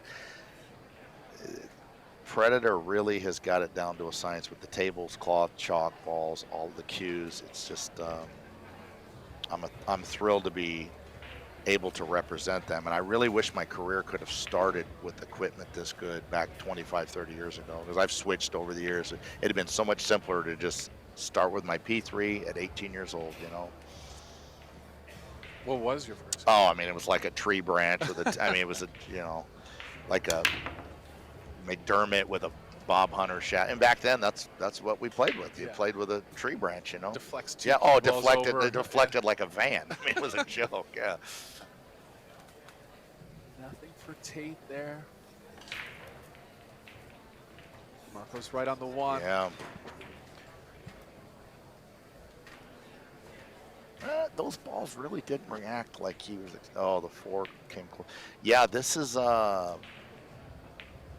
this will be a pretty shot. He has to hit the 1 real full. If you cut it too much, the cue ball won't track right. It'll kind of do that to you. Yep. You almost have to risk missing the 1 by hitting it super full so the cue ball will move straight through. And he's human, of course, so he's going to have that happen. But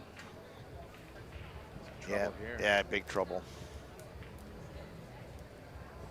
You can play the cue ball behind the 9 if he Right. wants to lay off. That's exactly right, Eric. Just nick this 2 down to the back rail and go 2 rails down behind the 9-10.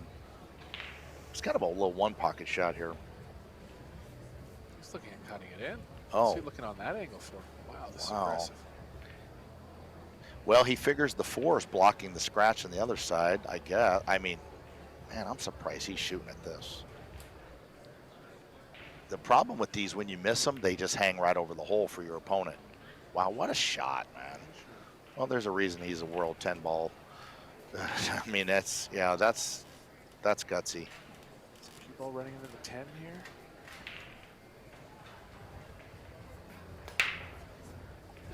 Boy, that took guts to shoot that with a 2-2 scoreline. I'm thinking you just have to try to pound this in with follow, hit every pull ball, and hope for the best. Might be able to swing to the right of it with a bit of right. Oh, you're right. Yeah, I didn't see him being able. Look at this shot. Look at this trick shot. Mike Massey just pulled off. 2 balls down. And a shot. 4 balls moving and straight in on the 5. Yep. Draw that one up. Yeah, that was awesome. Well, and that was something, you know, the pro players, the great players, they have that kind of innate sense from experience of what to do in certain situations. And he knew his best percentage was to just pound that in and hope for the best. It's an educated gamble, yes, right? it was an educated. Well, all your shots in pool are really educated guesses. And a guy like Marco just has so much experience that he's gonna make the right call. Well, and did it under a 30-second yeah, shot clock too. yeah. You know, it's one thing to make that call if you're standing there. Tough shot. 7 got him. Yep, the 7 being treetop made that shot so much more difficult. Well, advantage Tate in the whole match now. Yes, that was a huge miss. And it's a testament to how hard pool is. Here's a guy that's dedicated his entire life to playing pool. And if you didn't know any better, you'd go, how could you miss that? Yeah. That's easy. Well, it's not an easy shot at all. To the fans at home, if you're not a very experienced player, anytime you see these great players with their cue elevated up in the air, much more difficult. Well, and part of it too is that Joey's put a lot of pressure on him, right? Right. You know? Joey's earned that. Joey's played so good, because if Marco was up a set and up 3-0, that shot looked like a hanger. That's right. That's a good point. Nice shot there. Perfect draw cue ball. Yeah. Maybe a little short, but did well to avoid all the balls coming back. Boy, if Joey's parents are in the crowd, they have got to be so proud, because they know how much work he's put in, and time and travel and the cost and the family support, and to see it all come together like this has got to be just a total elation for the family. It's so much harder to play this good than people realize that haven't been out there competing. Some good sponsors going. Yeah, there. sure. 6 sponsors on the front of his shirt there.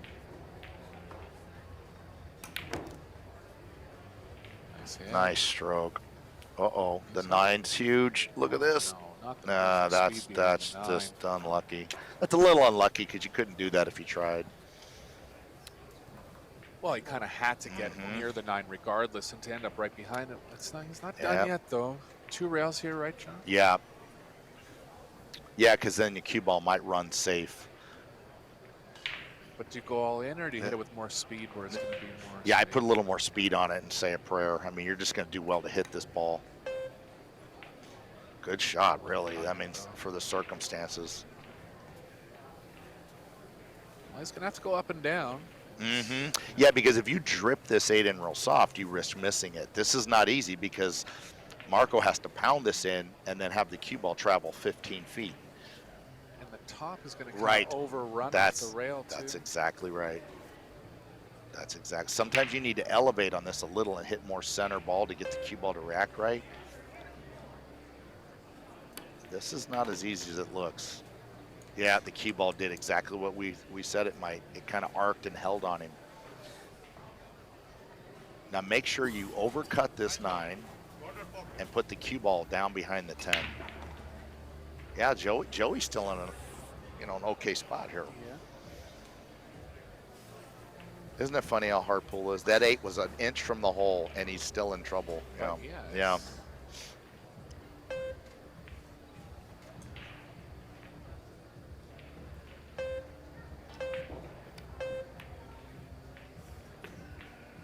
What a shot. My goodness. Under the pressure.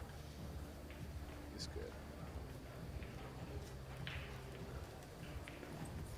Yeah, these world-class players, they just, nothing scares them. That was a heck of a shot. Not out of the woods yet either. I've missed a million of these. You better bear down here. You like playing this with a middle right cue ball and letting the cue ball kind of go? Oh, he's rolling it with a high ball. Okay. Don't mind it. It's Yeah, kinda yeah, I simple, like that's second probably round. simpler. Yeah. What a nice out there. Wow. Unfortunate roll for Tate Yeah. behind the 9 ball there, coming towards the 8. Yeah, he'll remember that because that really changed the momentum.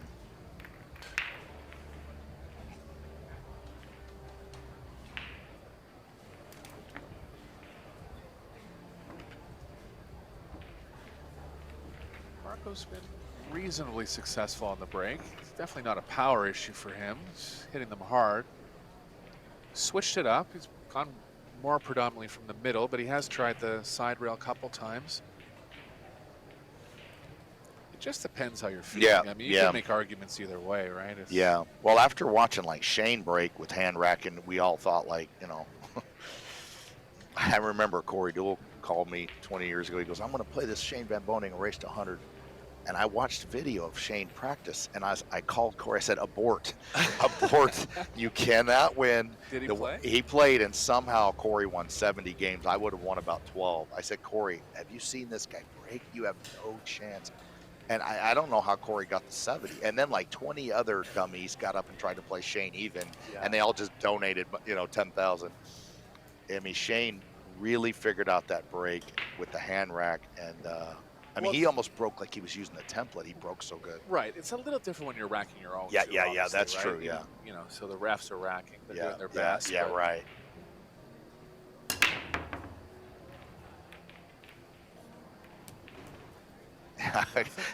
I remember Corey plays the match, and Corey does like this little soft break. I'm going to play the. I'm like, well, that's adorable. I mean, he's playing this little 5-mile-an-hour break, playing the ball on the side. And it's like, I don't know how he won 70 games. I mean, that was a testament to Corey's skill. He plays so good that he managed to win 70 games. But yeah. Well, the only player to beat Shane in a long race has been Dennis Arcola. Okay. But he's. I thought that the tall Chinese player did. You're right. Once. He did beat him to 61. To 60? Okay, yeah. And Shane beat him to a higher number. Yeah. And played for a longer race. Yeah. Yeah, it's funny. I watched 20 guys get up and play Shane that had no chance, and I'm thinking, why don't the same 20 play me like a 1,000-point game of straight pull and have no chance? Where's my 100,000 for free? You know.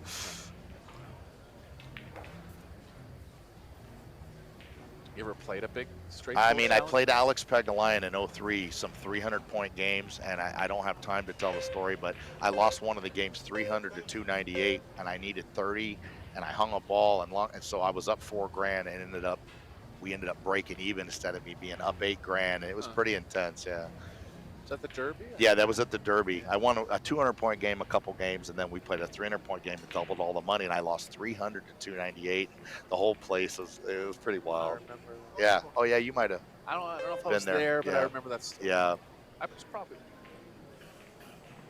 Was he going for this? Oh, what a shot! Whack. Billy Thorped it right in there. Close for the 2 pass in the 8. Bit of a head shake, so I'm feeling he might not. He can stick the cue ball on the 9 here, and the 2's kind of playing into the 5. Yeah. I mean, get crazy and call the 10. Might as well. Would you consider dripping off the 2 and going down behind the 7? I don't mind just trying to stop. But the 2 might come. I was gonna say, won't the 2 just hit? Oh, it goes. It had room. Okay. It had room. Tough shot, but it did have room. Surprising. I mean, I could never fault anyone for taking more time, but if the ball went, you would think he'd just go. Yeah. Like, it's almost like he thought himself out of it a little bit. Well, he's right there. I think the 8 impeded the pocket just a smidge. Maybe. I don't think he had a full pocket, so that shot probably was terrifying looking. Right. Joey might go for this combination. Yeah, I think you got to play this 2-3. Perfect. Nice control. What a shot.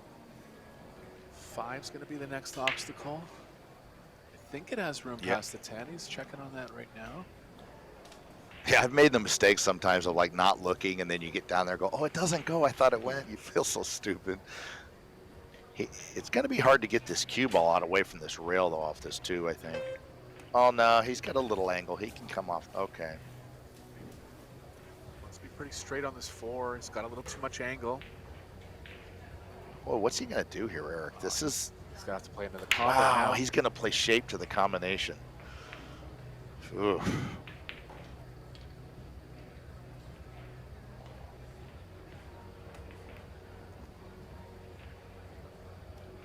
Pretty good shot there. Because if you get out of line, now you can't see down the combination line. That was a nice shot. He's going to move to the left off the 7, but it'll hang out pretty close to the corner. Yeah, I think so. I don't know about you, but when I sight these, I try to use like the back of the pocket, a certain part of the pocket. I'm aiming the 5 ball to. Wow, what a shot. I agree. So that one I would have viewed as if I overcut it a little bit, the 5 will play into the proper part of the 7. Now, you know what I've been guilty of in a spot like this is getting cute with this and underdrawing it and getting hooked by the 9 and 8. Just get your cue ball out there and make sure you're out away from those two. You know, short is dead here, so just get out long and be okay. Yeah, that's where he's looking. And with the extension on the back of his cue, it's very easy to underdraw this because the cue just doesn't move like you think it's gonna. It's exactly what I've done right there, that kind of stuff. He got away with it, but Just barely. yeah.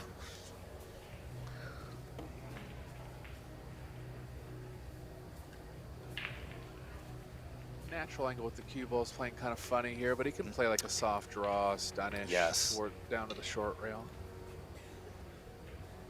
Now, this is personal preference. I like playing this with kind of a middle right ball and going side rail, in rail, straighten up because it works real nice on slidey cloth. Like, I didn't mind. Oh, no. Well, that's fine too. That wasn't, wow, that worked out though. Gonna have to go around here.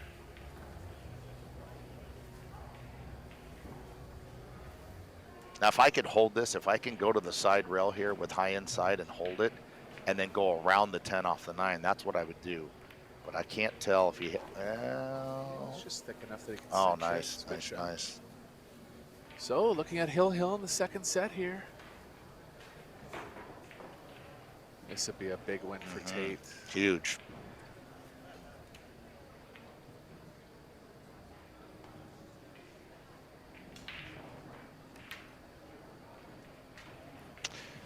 Yeah, he overcut it just a little bit. That's how hard pool is right there. That's why none of us have mastered the guy. I've been playing 3 decades and I can miss that ball. It's just a hard game. But when he gets a little bit more experience, it's weird.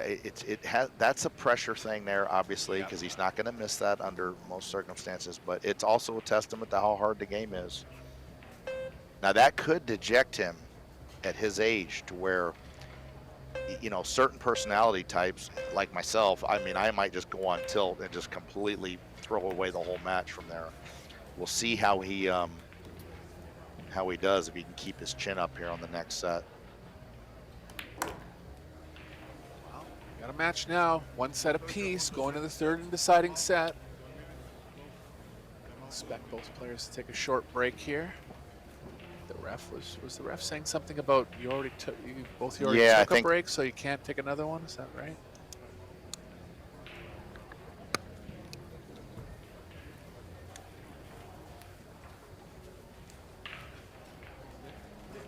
Looks like they're okay. So they're gonna take a short break here. We'll stay with you. Boy, I'll tell you, that changed things. Marco would have been hill for his life there. You know, I know what everybody's probably thinking at home. Now Joey has no chance, and the top pro is going to take control. But Joey has to be proud of the way he's played so far, or he wouldn't even have won a set. Definitely, and the timing of it is okay too. Right, you know, right. Like he can actually take a break now. It's not like, you know, he was up 8-7 and he dogged the ball, and now it's 8-all. You know, he's got time to regroup. So. Yeah. But you know, think about how many professional golfers on live television you've seen miss putts that are like 2 foot long, right? Guy misses a 9 ball. I mean, you're gonna do that sometimes. That 9 ball was what we would call easy or makeable, but I've missed them. I've seen Joshua Filler miss them, so it just depends on how he handles it. He's gonna go give himself a pep talk and keep fighting. Safety efficiency is pretty low. I'm kind of surprised. Look at Yeah, that's Marco's interesting. down near 30%. And Tate's below 50%. Very low for professional players. Yeah. Break success about average. Joey at 50%. Marco below 50. Well, I find interesting that table time stat. Joey has way more table time. Yeah. I think, right? Total. Kind of dominated the first set a little more. Yeah, so right. Just kind of stacked up his table time in that set. Missed balls, not too many misses. And again, with these 10 ball layouts, tight pockets, you're going to miss some balls because you're not getting these little tiddlywink easy layouts. Yeah, I think the standard's been fantastic by both of them. Gonna have 2 more rounds for you today at 5:30 and 7:30 Pacific time. It's gonna be all action from the men's Las Vegas Open on day 1. Day 2, we're gonna start getting into some of the other tournaments, mainly the one pocket exhibition between Francisco Basmane and Tony Chohan. Oh, that starts today? Tomorrow. Oh, tomorrow. Fantastic. Yeah, I'm looking forward to that. I learned something there every time I watch Tony and Bustamante play. They shoot shots that really make you scratch your head and go, that's usable.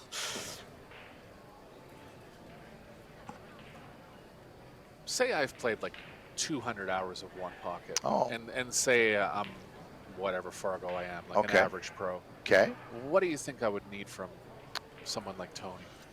It depends. That really depends on the table conditions. Like, for example, Say it's on a standard 4.5. a standard diamond, everything's playing right. I mean, you're a great player, so if you've played 200 hours of one pocket, you probably have a pretty damn good idea of how to play the game. Now, if you'd only played 10 hours, I mean, you're going to need like 10-6 or something, and you probably couldn't win. But I would think you could win with 10-7 because you have such good pool skills. You know how to bank it. Well, maybe, but you have to be a hell of a player to play Tony Chohan with 10-7. Right. You know, I mean.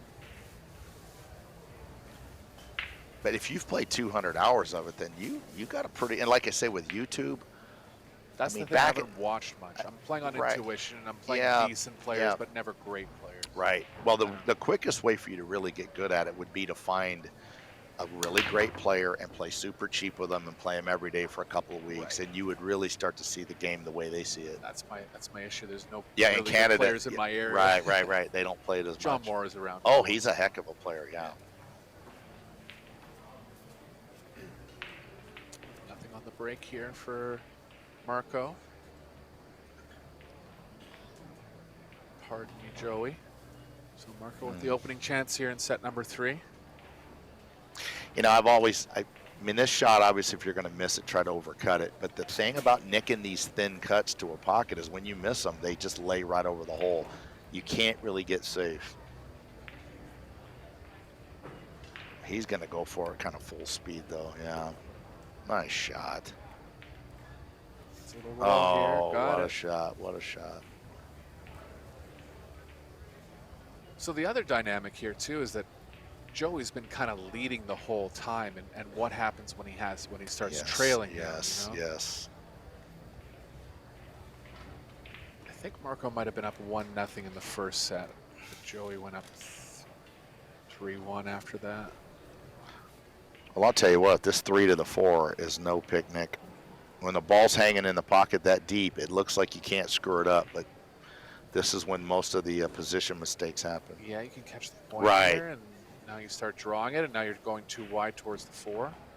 Tough. Yeah, he'll do real well to get a shot at the 4 here. Yeah, even the 10. Yeah, you see what I mean? Like, it's just funky. Bank's on. Yeah, you can play the bank or come off the right edge of the purple and go down behind the 6, I suppose.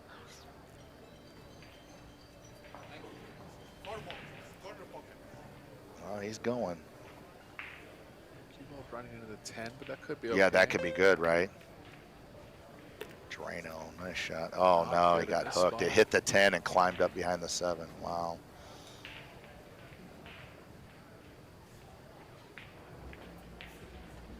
Do you jump bank this, you think? I think so. I There's think not so. much value in any kind Yeah. of kick safe.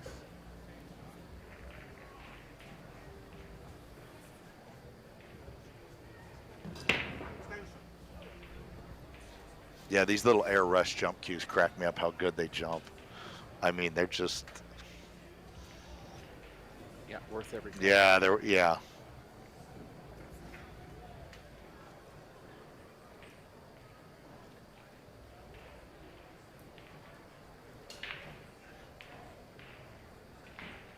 He's going all in on the bank, but the positive thing is that he'll create some natural distance. That's even if he right. doesn't make it. Yeah, the 5 should kind of get away from you. Just try not to draw the cue ball right down in the corner.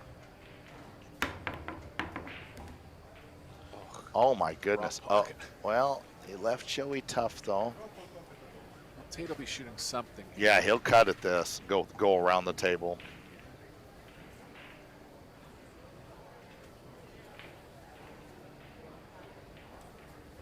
Cue ball was kind of hopping when it got to the 5. That would be the one jump I make all week. I'm not playing in that pocket. Yeah. Side pocket scratch. Oh, he rolled it soft. That took guts to shoot like that. Wow. On a decently small angle on the 8 here. Pocketing on the 7 is not straightforward. Well, I'm interested to just see how he holds up mentally after that 9-ball miss. If it kind of throws his confidence or his aim, and he just, I don't know if he'll shake it off. But wow, nice shot there. Stay down. Proper timing. Oh, he got to where it's going to be hard to hold for the 9 or get on the 9. Whatever you do, you know what I might do here. I know you're going to think this is so stupid. You could play the 8-3 rails down to where he's standing and stick the cue ball right there. Yeah. But with the way people jump, though, but you got a chance to stick it where he can't even jump. Well, I mean, yeah, he's supposed to try to cut this in and go back and forth, but this is so much harder than it looks.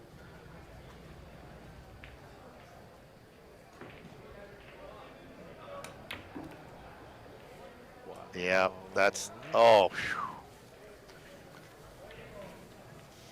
Now what, Big Red? Now what? I like the safe here. It's right. Just not high enough percentage on the pocketing. Just nick the 9. Oh, he's going for the cut. Wow. Let's let him shoot this shot, but I want to know your thoughts on this in a sec.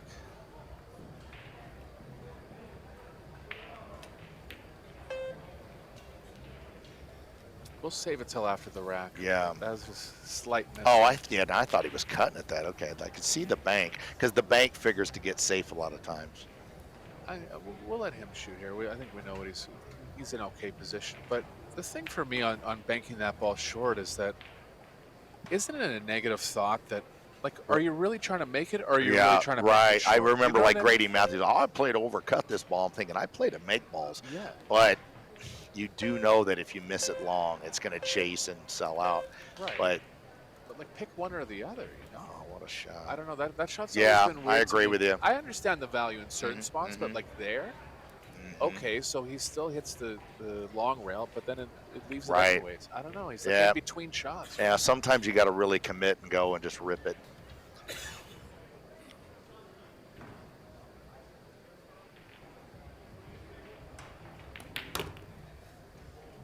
Yeah, nice shot. Yeah, the reason the pros, I didn't quite understand when I first started playing pool why they shoot it like that.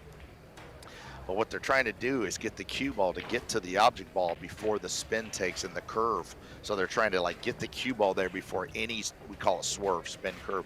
And that's one more variable you can eliminate. So that's why they'll pound that in real hard so they don't have to factor in how much is that bowling ball going to curve going down to the pins. Right. Got to believe it's a stroke, though. And you got to have a straight yeah. stroke. Oh, you got to be a great cueist. Don't try this at home unless you have an arrow Yeah, you have to sign a waiver first. Catchy likes doing that. Yeah. Really firing in the last ball. So Marco with his first lead in a long time.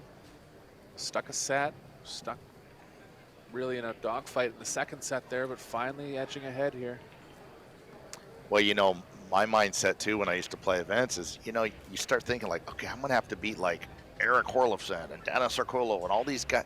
I barely got past the 9th grader. And it seems like a daunting task to win a tournament when your first round was this scary. If Marco escapes this, it's like, phew, I'm not even in the money yet, and I just aged internally like 30 years playing this kid. Well, the worst is if you have to play a round right after. Right. And you see that a lot. Like a player's just mentally drained off of like a tough grinding match. Sure. They come up and they just fall flat in the next one. Yep. Going back to the side rail here.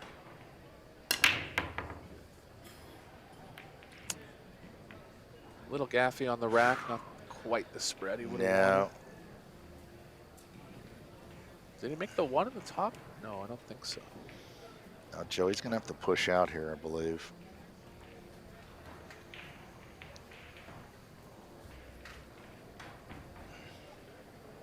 Yeah, too aggressive. Well, jump's a possibility, but it's definitely on the aggressive side. It's going to push to an easier jump. Oh, wow. Well, this is kind of dangerous because, I mean, Marco jumps great too. Uh-oh. Oh, he's playing to the kick. Okay, well, now I'm okay with this. I think I might let him kick at this because you might end up trapping yourself on the 2 kicking it in. Shoot it with a little pace. Cue ball might even climb up over by the 2. You get the 2 rails off the 1. You might even get shape. But yeah, I suppose Marco's supposed to go for this kick. I'm not in love with it though. Well, game's going to hinge on these first 2 balls here because the rest of the rack's pretty open. Well, I think the problem is Marco's going to make, or Joey, excuse me, he's going to make this kick a lot, and then he's going to be painted into a bad spot.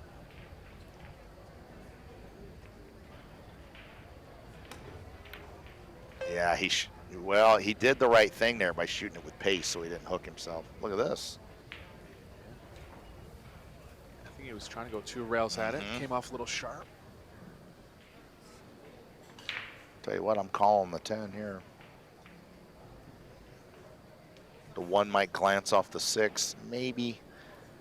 What you really wanting is the cue ball to move downstream off this 1 and get behind the 5 or something, but you know, you look like a genius when you do all that right, but really you're just trying to hit this ball. I'm not good enough to kick. I kick at edges and all that. I'm just trying to hit this thing. I mean, maybe Efren could kick at edges, but not me. I'd be afraid of whiffing it. Yeah, that's all you can do a lot of times. The carom's a little too thin here. Like he can't hit it thin enough. Get another angle. He's up at it pretty quick. I don't think he'd be shooting it this quick if he was actually trying the carom.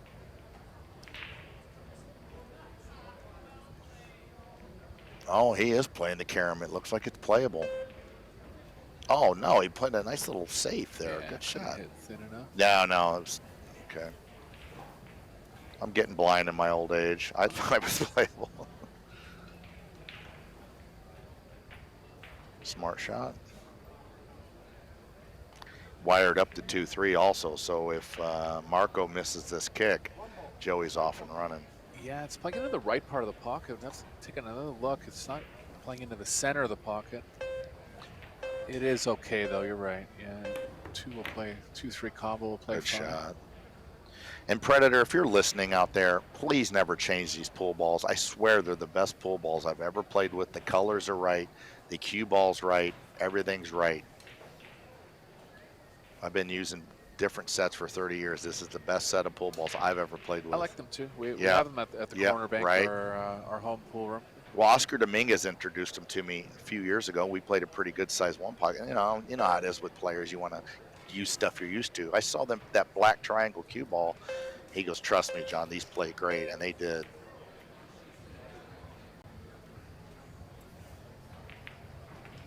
Back and forth here. Do you like coming around down behind the 9 here, Eric? Definitely, yeah. Just trying I'll tell you what, banking the 1 into the 2-3 would not be crazy because you couldn't miss the 3 if you hit them at all. I think he's ducking though.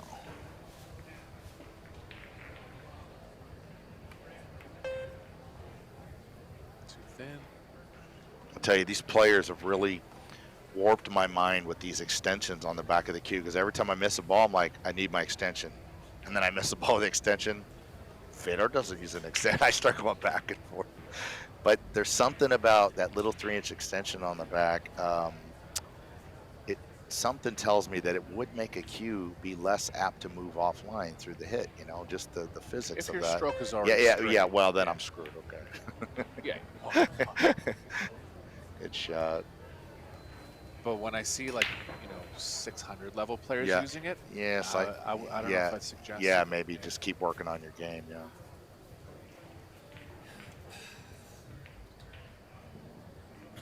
Rack's getting real congested Oh, now. yeah. Now the 3 stayed kind of deadish, so that's... Just got to kick side rail and rail and hit this ball. This is tricky. Nice shot. Gonna leave it unless the 7 gets in his way, and it did. Mm-hmm.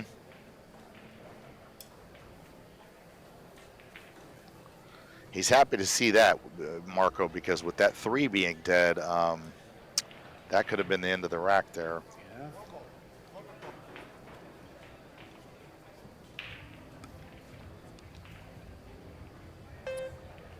He's called the corner. Pretty thin. Oof. But he's hitting with high, so it's not like he's trying to stick the cue ball. Wow, he went for the make there.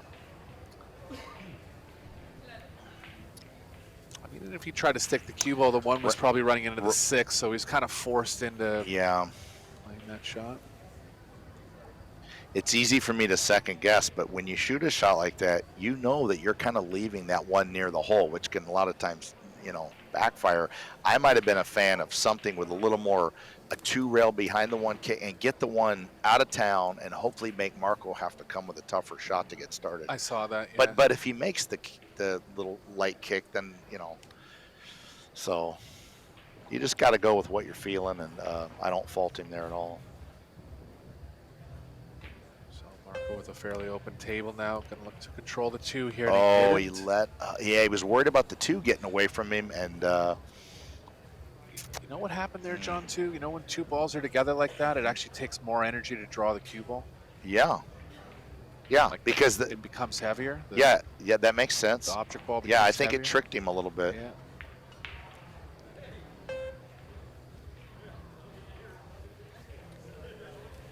It's an underrated thing. It doesn't come up that much. No, and no, particularly because he was just trying to soft draw it too. That's Like right. if you were hitting it with more speed, it probably wouldn't matter. But he was trying to like keep the 2 in that area. But yeah, Marco will be disappointed with that. But he has a very high pool IQ, and he understands what the balls are going to do as good as anybody. And I think that kind of surprised him. Or he let up on the draw it's just possible a little. He Sure, knew he's human. Yeah, we're just mentioning it because the object ball does become heavier when there's 2 of them kind of glued together. Yeah, that makes sense. Well, in my mind, it would make me think the cue ball would bounce back off him more, but it didn't. It just actually went and just stopped. Try it. I'm pretty sure you got to draw it more. You got to hit it more, huh? That's interesting. Yeah, because it did act pretty dead, didn't it? Tough kick. Oh, it opened up a little bit. Okay. Big shot there. That's where, I know we all talk about this, but like Efren Reyes, when you play Efren, let's say you played him 30 times in your career over 10 years. You're going to get ball in hand from him like 7 times, and I'm going to give him ball in hand like 70 times. That's a big edge. It's like I just spotted him 60 games over 10 years, because he kicked so good. He kicked almost like pro 3 cushion level. At a time when high-level kicking wasn't really a thing. He was the guy that brought it in. Yeah, right? but I still don't see anybody in American pool that would want to play Efren 3 cushion billiards like the pro 9-ball players, right? So what we would call a good kicker, I still don't think kicked as good as he did, if that makes sense, Because he just hardly ever gave you ball in hand when you played him rotation pool. He just hit him.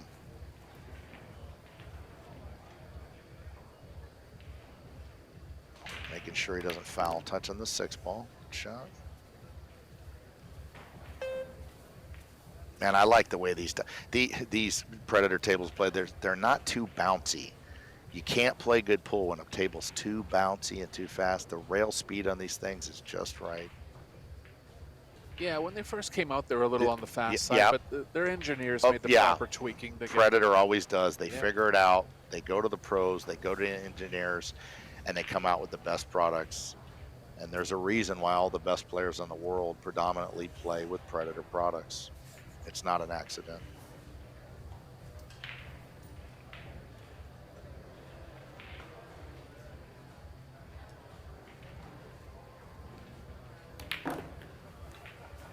And look, I mean, to be frank, that's a good shot there. I'm biased, okay? I love Predator. They sponsor me and all that. But if a cue came out that played better and that I could win more with, of course, I would say, hey, Predator, I love you guys, but I have to do this. There's a reason all the players are using Predator cues, because they play so good.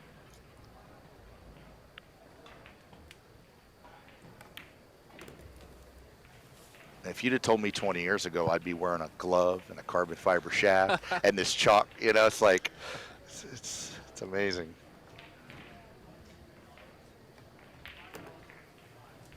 Yeah, nice out there. Asserting himself now. 2-game lead in the third set here. And a little positive in the back of his mind that if he does get to 3 in the third set, he's guaranteeing himself a shootout. So he's kind of on the hill of forcing a shootout. That's right. So this next game for Tate, for Joey, is real big. Every game from here Joey might go on to lose this match, but I think he could take, if he does, he can take a lot away from this, that he could get up and play this well in front of the whole pool world. The whole pool world is watching this, and he's really got to be proud of himself to play as good as he's played, win or lose, whatever happens. I'm proud of him. I would be thrilled to play like this when I was first starting my pool career. Oh my goodness. Yeah, you know. I'd be thrilled to play like this now, now that I'm on the senior tour. Yeah, and he's earned everything he's got. Yeah, that's right.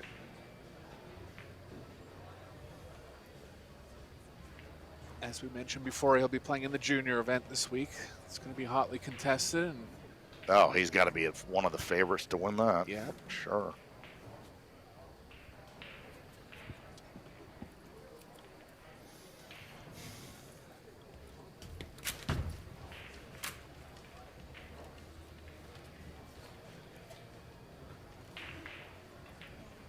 Going back to the side rail now.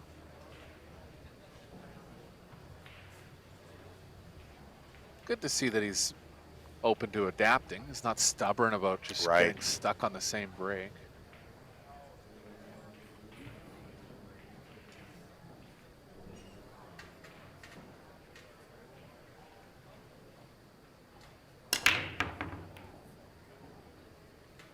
Cross the rack a little bit. Get full dispersion. Going to be a pretty aggressive try for Tate on the offense here, but he can play the 1 ball down near the short rail, kind of using the 2-10 as blockers. Well, he's going to cut it in. Wow, he's going for this cut. Down 2-0 and shooting at this. This is gutsy right here. Super tough, and you figure to leave the 1 right down by the hole if you miss it. It's a bit of a two-way. The 2-10 can still block that pocket if it does miss. Oh, he hit it good. Nice shot, Joey. Boy, if he comes back and wins this match, he'll remember that shot. That was fantastic. Yeah, to hit it with some left spin, very tough. Right.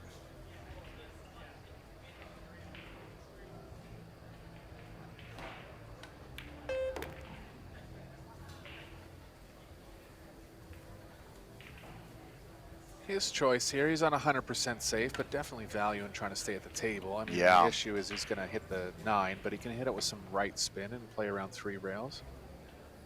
Yeah, I think that's all you can do here. If you catch the 9, that almost helps you a little bit.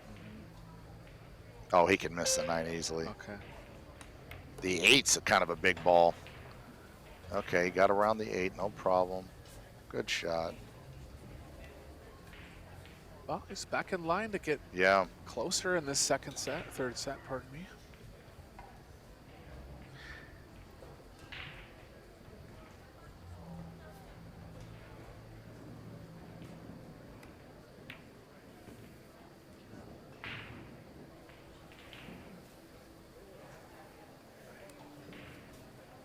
Straight here. Right. Play certain parts of the pocket to kind of get out of it. Might be forced to draw, which makes the cue ball pinpoint cue ball control a little tougher, but should be okay.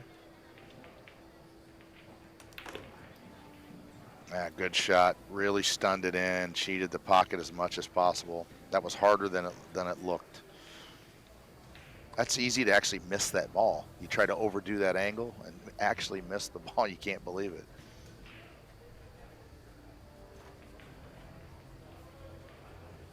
Drawing in the 8 here? I would try to go around the 10 if I can, but I can't tell from this angle, of course. It looks like he's drawn straight over. Oh, what a shot. Boy, that was a nice shot. A bit of a tester now. He's missed a couple of these in-between shots, so he'll have to group.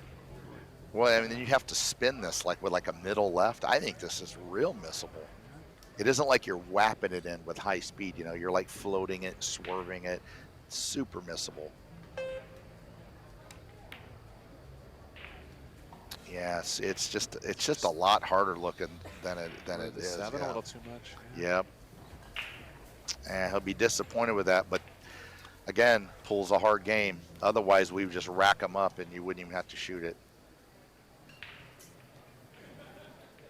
If he hits that ball, what? 3 millimeters thicker, he makes it. That's what people don't realize.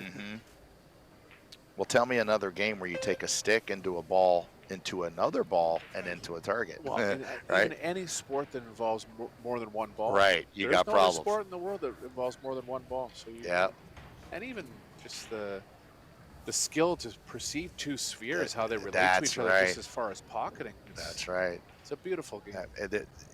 These pro players play so amazing that to see a human being play anything at the zenith of human ability always kind of just blows me away.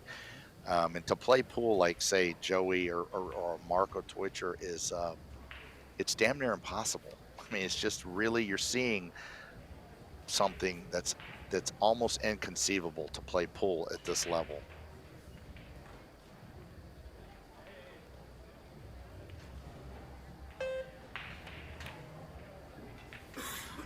And I got him with the commentator jinx there. Well, you know what else got him there? The shot clock. Yeah, the shot clock went off right in his backswing. Almost like in his backstroke. And he was trying to pinch that in with boy, I tell you what, Joey Tate has life here. Oh, huge. Big breath of life here for Tate. Yep.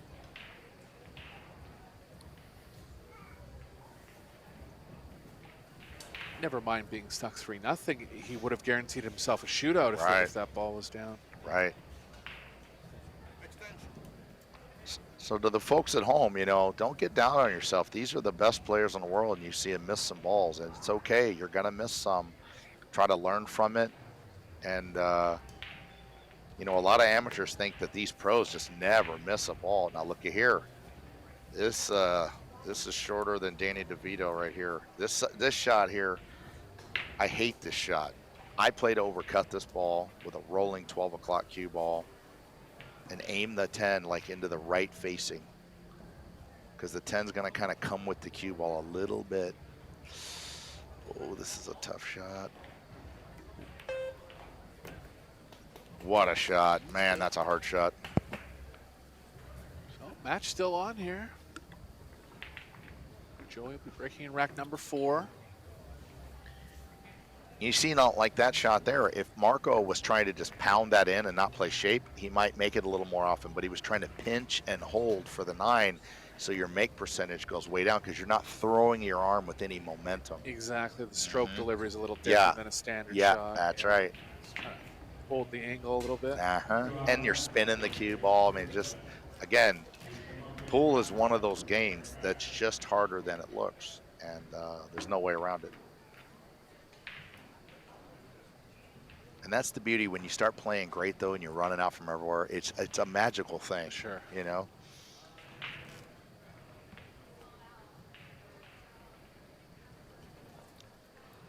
In my playing days, it never felt easy. Even when I was, you know, winning a lot of matches, I felt like I missed every ball. And mentally, I always thought like, man, it's not. I don't feel like I'm at home practicing. The balls would go in on tour, but I was scared to death the whole time. It was a strange thing. I felt like I missed every shot, and I'd look up and I went, wow, that went in. Yeah, I guess so.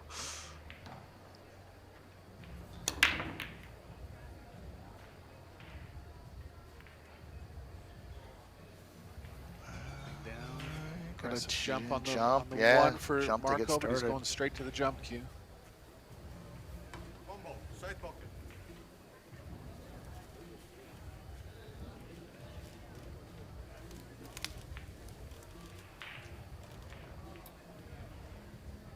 Position's reasonable if he plays it into the left part of the pocket. He could hold for the 2 in the side. Right, he has to hit the 1 through the left side like that. Perfect. Nice shot. Yeah, and the cue ball moving to the left there, that's no accident. I mean, he was trying to play that part of the pocket. Now, there's 2 ways to go here, Eric. What do you think of playing the 2, running into the 9 with right English, and coming off the 9 of the rail, or just Billy Thorping that thing cross-side, banking it in and drawing? Well, I'm Canadian, man. I don't. Yeah, we don't. We're playing that ball straight in all day. That's but right. No, he's going after the bank here, and it's probably the right shot. Yeah. Yeah, nice shot there.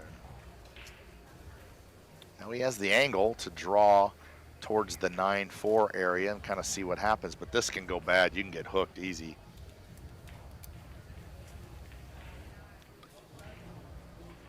Yeah, 8's kind of in the way of the 2 rail position as well. He can kind of finesse slow draw. Yeah, I suppose so. I mean, it'd be good just to make the ball. You got to make the ball too. Okay, coming across table. Nice shot. Oh, what a shot. What a shot. That was gutsy. Yeah. You have to target the cue ball perfectly to not run into the 9. It's pretty good here. That was exactly what he was trying to do.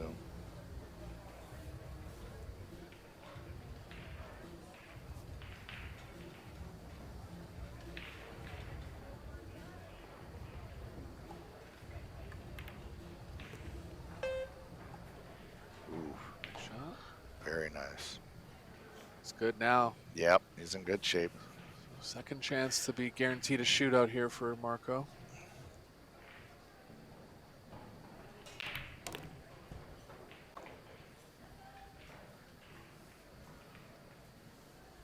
That cloth is tracking just right. It's got just the right amount of grip and slip.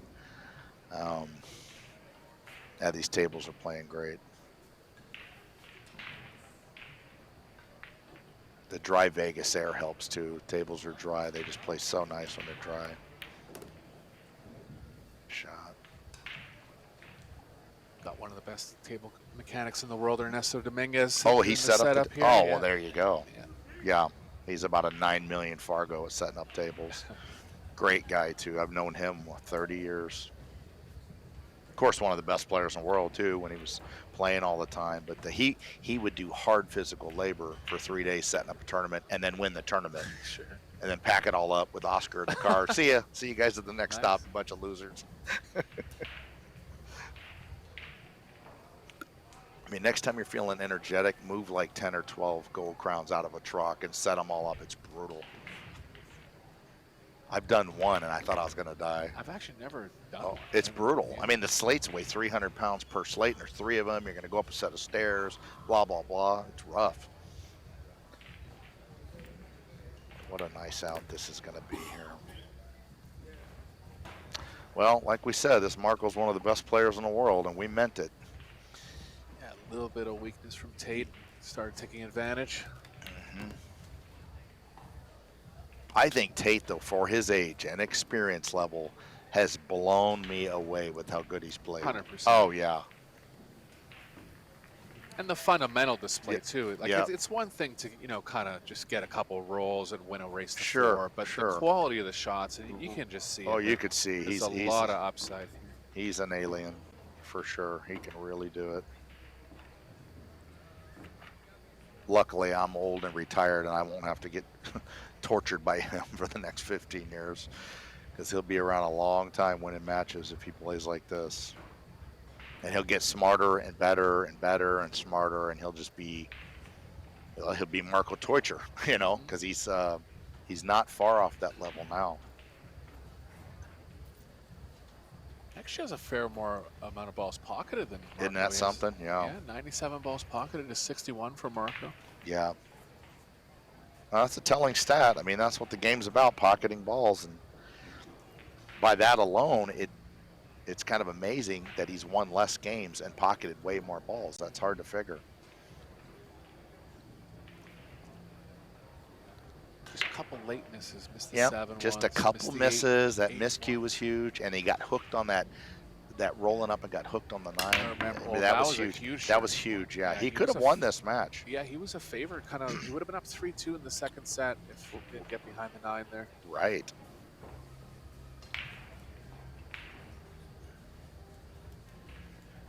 I think Marco lives in New Zealand, which it's pretty cool. That's a place I've never been, and it's I've seen fishing videos, and it just looks like the most gorgeous place. Yeah, originally from the Netherlands, but I think he's been in New Zealand for around 5 years. Actually has the Netherlands flag still up there, but okay.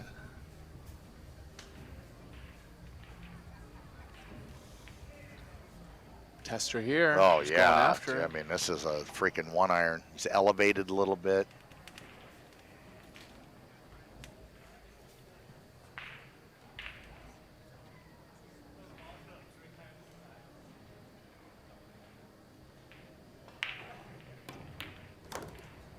God, what a shot, man.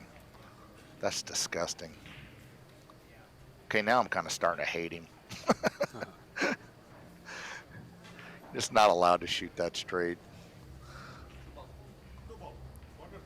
Does he have a little too much angle to draw out of it? I think so, but I think he has to like run into the 9 or go underneath them. I mean, yeah, this isn't straightforward.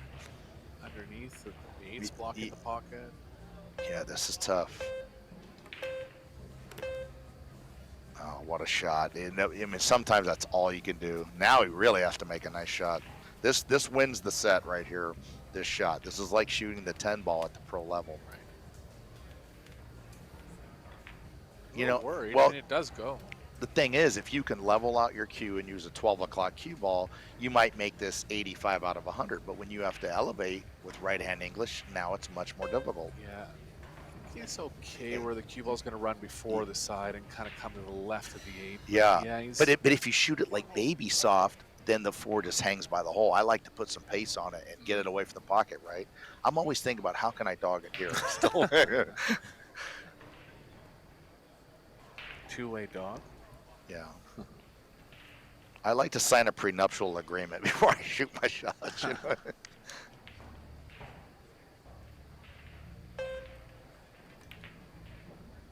Oh, what a shot. Yeah, he just made, I mean, that was a good shot, yeah. Kind of interesting how he played that. For him to just let the cue ball go to the end rail, I think it tricked him. I think he thought it might go to the end rail and out more. That or hit the 8? Or something, yeah, because a top pro isn't going to put the cue ball there, so that got away from him. Now, this is a kind of a free shot because if you make it, you got a shot, and if you miss it, the 6 will jiggle away and all that, so. 9-10. Yeah, right. So I would shoot at this even though it's low percentage. Yeah, you figure to leave him some long, brutal shot. Oh, I think he dead hooked him too. I don't blame him shooting there though. That's the right play. About half the time those go in and you're off and running. Let's see where this 6 ended up. Those shots on the side are really underrated since the pockets started getting smaller. Oh, they're brutal. Yeah. It's the most common shot you see pros miss is something on the side. Oh, he does have a shot. Oh, what a great shot, Joey. Threw his cue at I mean, that. but I mean, under the pressure, he just flicks that in like it's nothing. Wow. To be young, and not scared. That was one of the first times I saw him go off fundamentals. Yeah, though. he just kind of chucked it, like, yeah. get in there. Yeah. Oh, I would have looked like I had Tourette shooting that ball. I'd have been scared to death. Now that one, I feel like he just, if you're going to go rail first, you got to take a second and look at it. Oh, it's going to take the subway. Nope, it hung up. Oh, that's a big difference. That's a roll right there. Sure. I mean,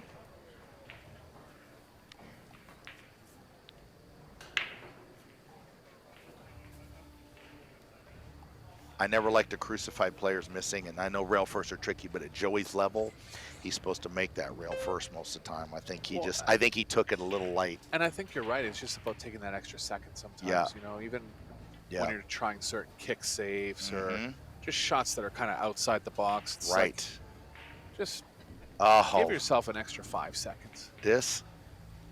Well, I'll tell you what, man, I don't know what I would do here. I think you got to try to jump this ball. Yeah, nothing really positive is happening off the right side of the 7, but he's going to try to cut it in. He's going to cut this. Well, when I shoot this shot, people say it looks like I'm dumping my backer, but I'm my backer. You know what I mean?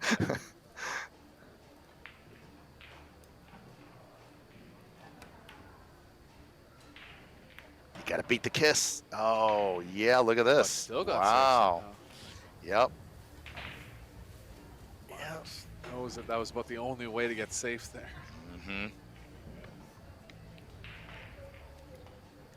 Well, Marco's thrilled he didn't pocket the ball, though, so.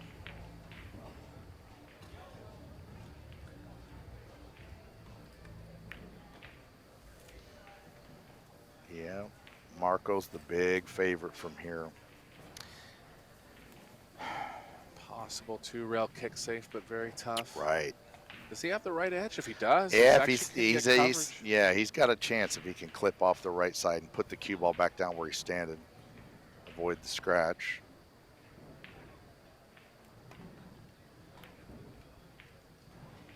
Nice shot. Don't scratch. Okay, good shot. And if a guy beats you from here, you just say, hey, good shooting, you're the best, Big Red. But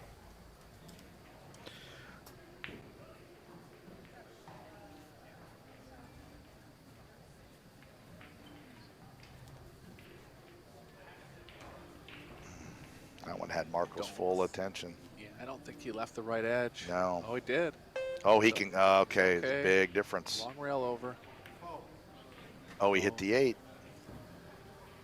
There you go. So Joey gonna be. He's alive. Yeah, it's gonna be 3-2 here, and one game from forcing a shootout. What a conclusion to this match would be if they went to a shootout. Now he's got to settle in and get out. This 8 ball could be missed up this rail. You better get good on it and focus.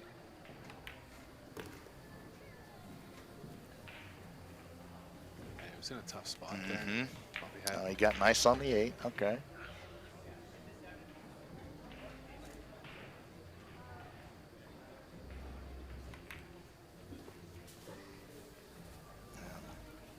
I get a few messages a month, Eric. I'm sure you do too, about like, well, what do you think of the Revos? I'm like, they're great. Get one.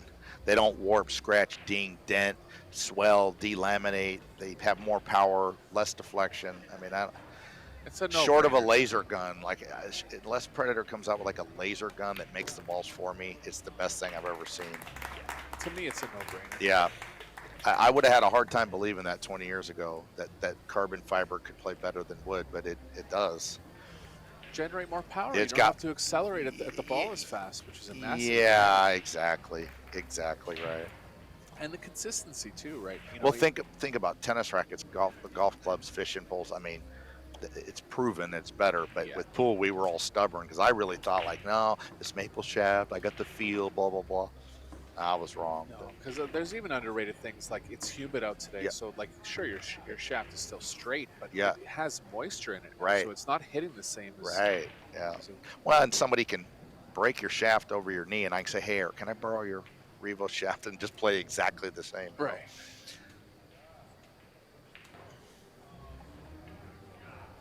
Okay, big spot here for Tate, looking to win game number 6 and set number 3. If he does, we'll be going to a shootout. It's been a very interesting match. I Yeah. mean, just momentum changes, great shots, unexpected things have happened.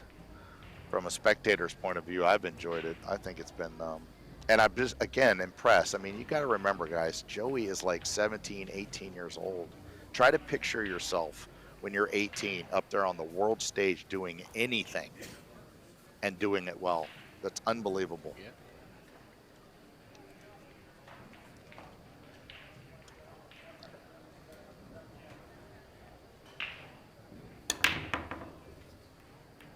Oh, gaffed him.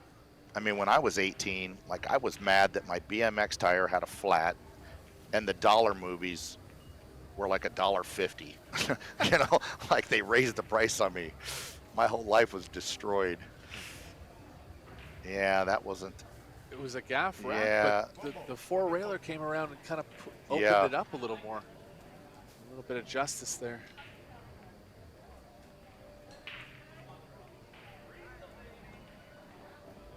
No, I don't like going for this cut because if you miss it, see, when you miss this cut at this speed, it just lays right in front of the hole. But he just shot it in like it's a hanger. For me, it's like, where was the safe, right? So What yeah, a freaking shot. Yeah, that was incredible for the circumstances. So tough to slow roll balls like that. Oh. Got through it good.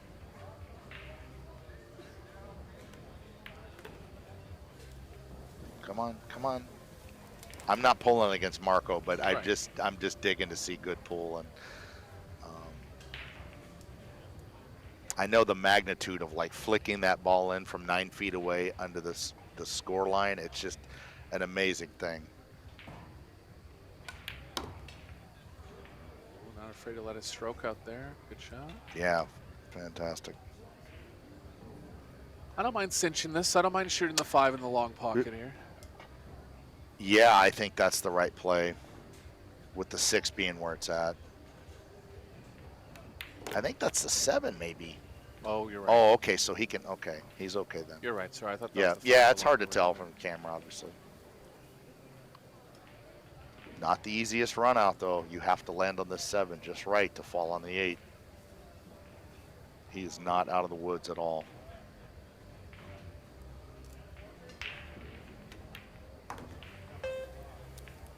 Good shot. Well, now he might have to come all the way down and across, almost down to where the scoreboard is there on your screen. So the scratch is a little bit in play. And then this is a little more in play because you're not shooting this like a soft rolling ball. You're kind of stunning down and over. Yeah, that was, oh no, he was able to, okay. No, I it's like the okay. way he played that. That was Thought he better. was going behind the 10 there Yeah, for a second. that was beautiful. So here we are, shootout coming up. Wow. Barring any unforeseen mistakes here.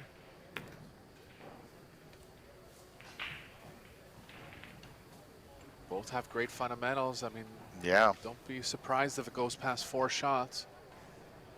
Let Joey finish off these last 2 balls here, and we'll remind you of the shootout stipulations. Wow, amazing. Joey's pulled it to 3-3. So impressed. He's given Marco all he could stand. There we go, Wow, young shootout man, coming. good shooting. 1 set apiece, 3 games apiece, and the referee's just briefing the players on the shootout proceedings. Maybe ask them if they want to take a break in between. I wouldn't mind just going at it. I don't. Right. You know, you're warm. Yeah, right? you're And warm, ready to go. forcing Yeah, I'm the not sure I confidence. want to walk across the whole room 800 yards and then come back and shoot a spot shot. Yeah, just kind of stay there. So for those of you that are new to the Pro Billiard series, it's a series of 4 shots, 1 from each side of the table. If the players are tied after 4 shots, the cue ball will be moved back. You have ball in hand anywhere behind the head string. Players have shot this differently over the course of the series. It's really about preference. There's no right or wrong way. Yeah, I kind of am a fan of the make it. Yeah. Make the ball. Yeah. Whatever it takes. Longest duration of a shootout in Pro Series history was about 14 shots with I remember that, yeah, with Oy and Yep, Oi and the youngster from Atencio. the Tensio, yeah. I like shooting it this way personally, just With like a straight high high, ball. Yeah, I mean, bridge let's, on the bed. yeah, you don't need swerve in there. Oh, Ooh, whew, good banked it shot. in, Good 4 rails, shot. but got it down. Good shot.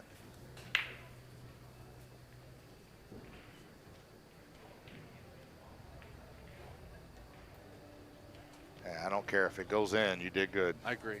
You know what I mean? People say, oh, I bobbled. Well, yeah, pool's a hard game. Good shot, kiddo. I agree.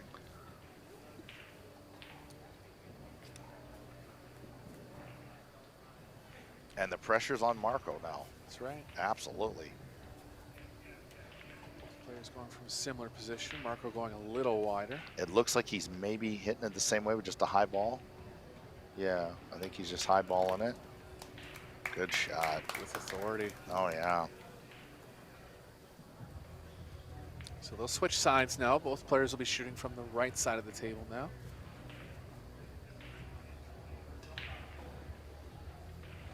Jamie Barracks made like 440 spot shots one time in a row practicing, but it's different. A little bit bigger pockets, and he's a great player, obviously.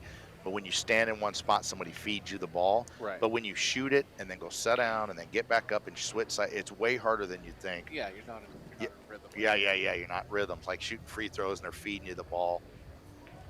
It's different than running up and down the court and shooting it.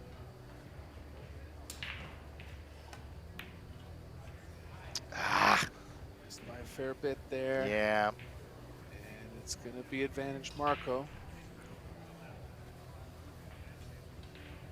I mean, this is the flip side of someone missing first. Now you kind of feel like you're on a small free roll. Yep. Obviously, there's still pressure. You want to stay ahead of them, but when you're out shooting first in the set of two, you really got to. Oh, yeah. Well, Joey's got so much to be proud of no matter what happens here. I keep saying it, but I understand the magnitude of playing in this kind of event and the cameras and the money and the pressure and all your friends watching. And I think Joey's got a lot to be proud of here if he goes on to lose this match. Risen to the challenge. Oh, no doubt. played fantastic.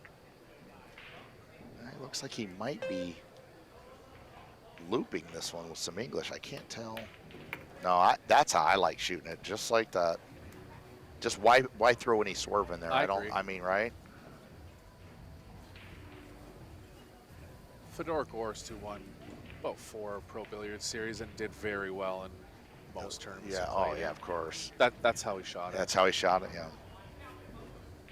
Well, they say the Russian Kenny guy that nobody can beat him at the spot shot. He puts it way back in the corner, does it one-handed. He knows something that he hasn't sent me a memo on, but I practiced the spot shot at home. I'm not going to say how many I made it, but again, it was bigger pockets, and it was like a guy was spotting them for me, so I just stood in one place.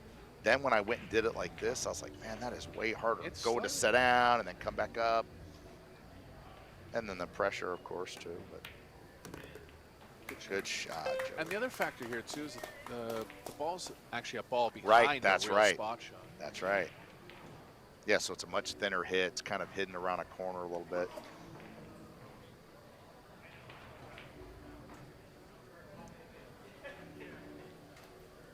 So Marco was still with the advantage here. Gonna maintain his one-shot lead.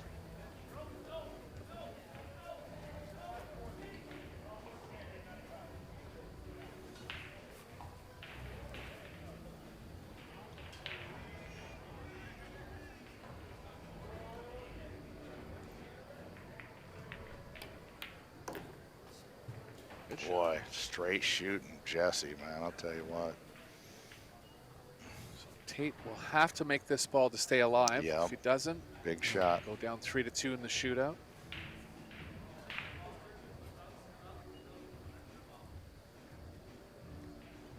Kind of equivalent to like a golfer losing in a sudden death playoff. I mean, a lot to be proud of, a lot to build on here.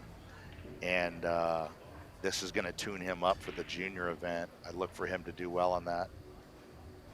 I want to go down and introduce myself to this Joey. I've never met him or talked to him, and I like how he's handled himself.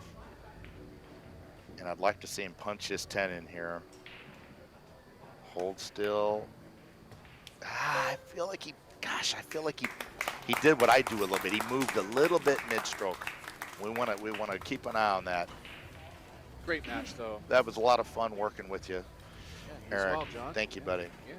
And thank you to all the listeners at home for putting up with me. It was a real joy to be here. Okay, so we're going to take a little break for everybody. There'll be no stream matches at the 3 o'clock local time, but we'll be back at 5:30. 2 more rounds today, and lots of action coming up with you all week. Marco just gave him a little, kind of nod of no advice or kind of kudos. Oh, I guarantee Marco was like, man, well, look, Marco's thrilled to get by him. It's a testament to how well Joey played. But I do feel if I was going to be hypercritical, and I'm guilty of it too, it does.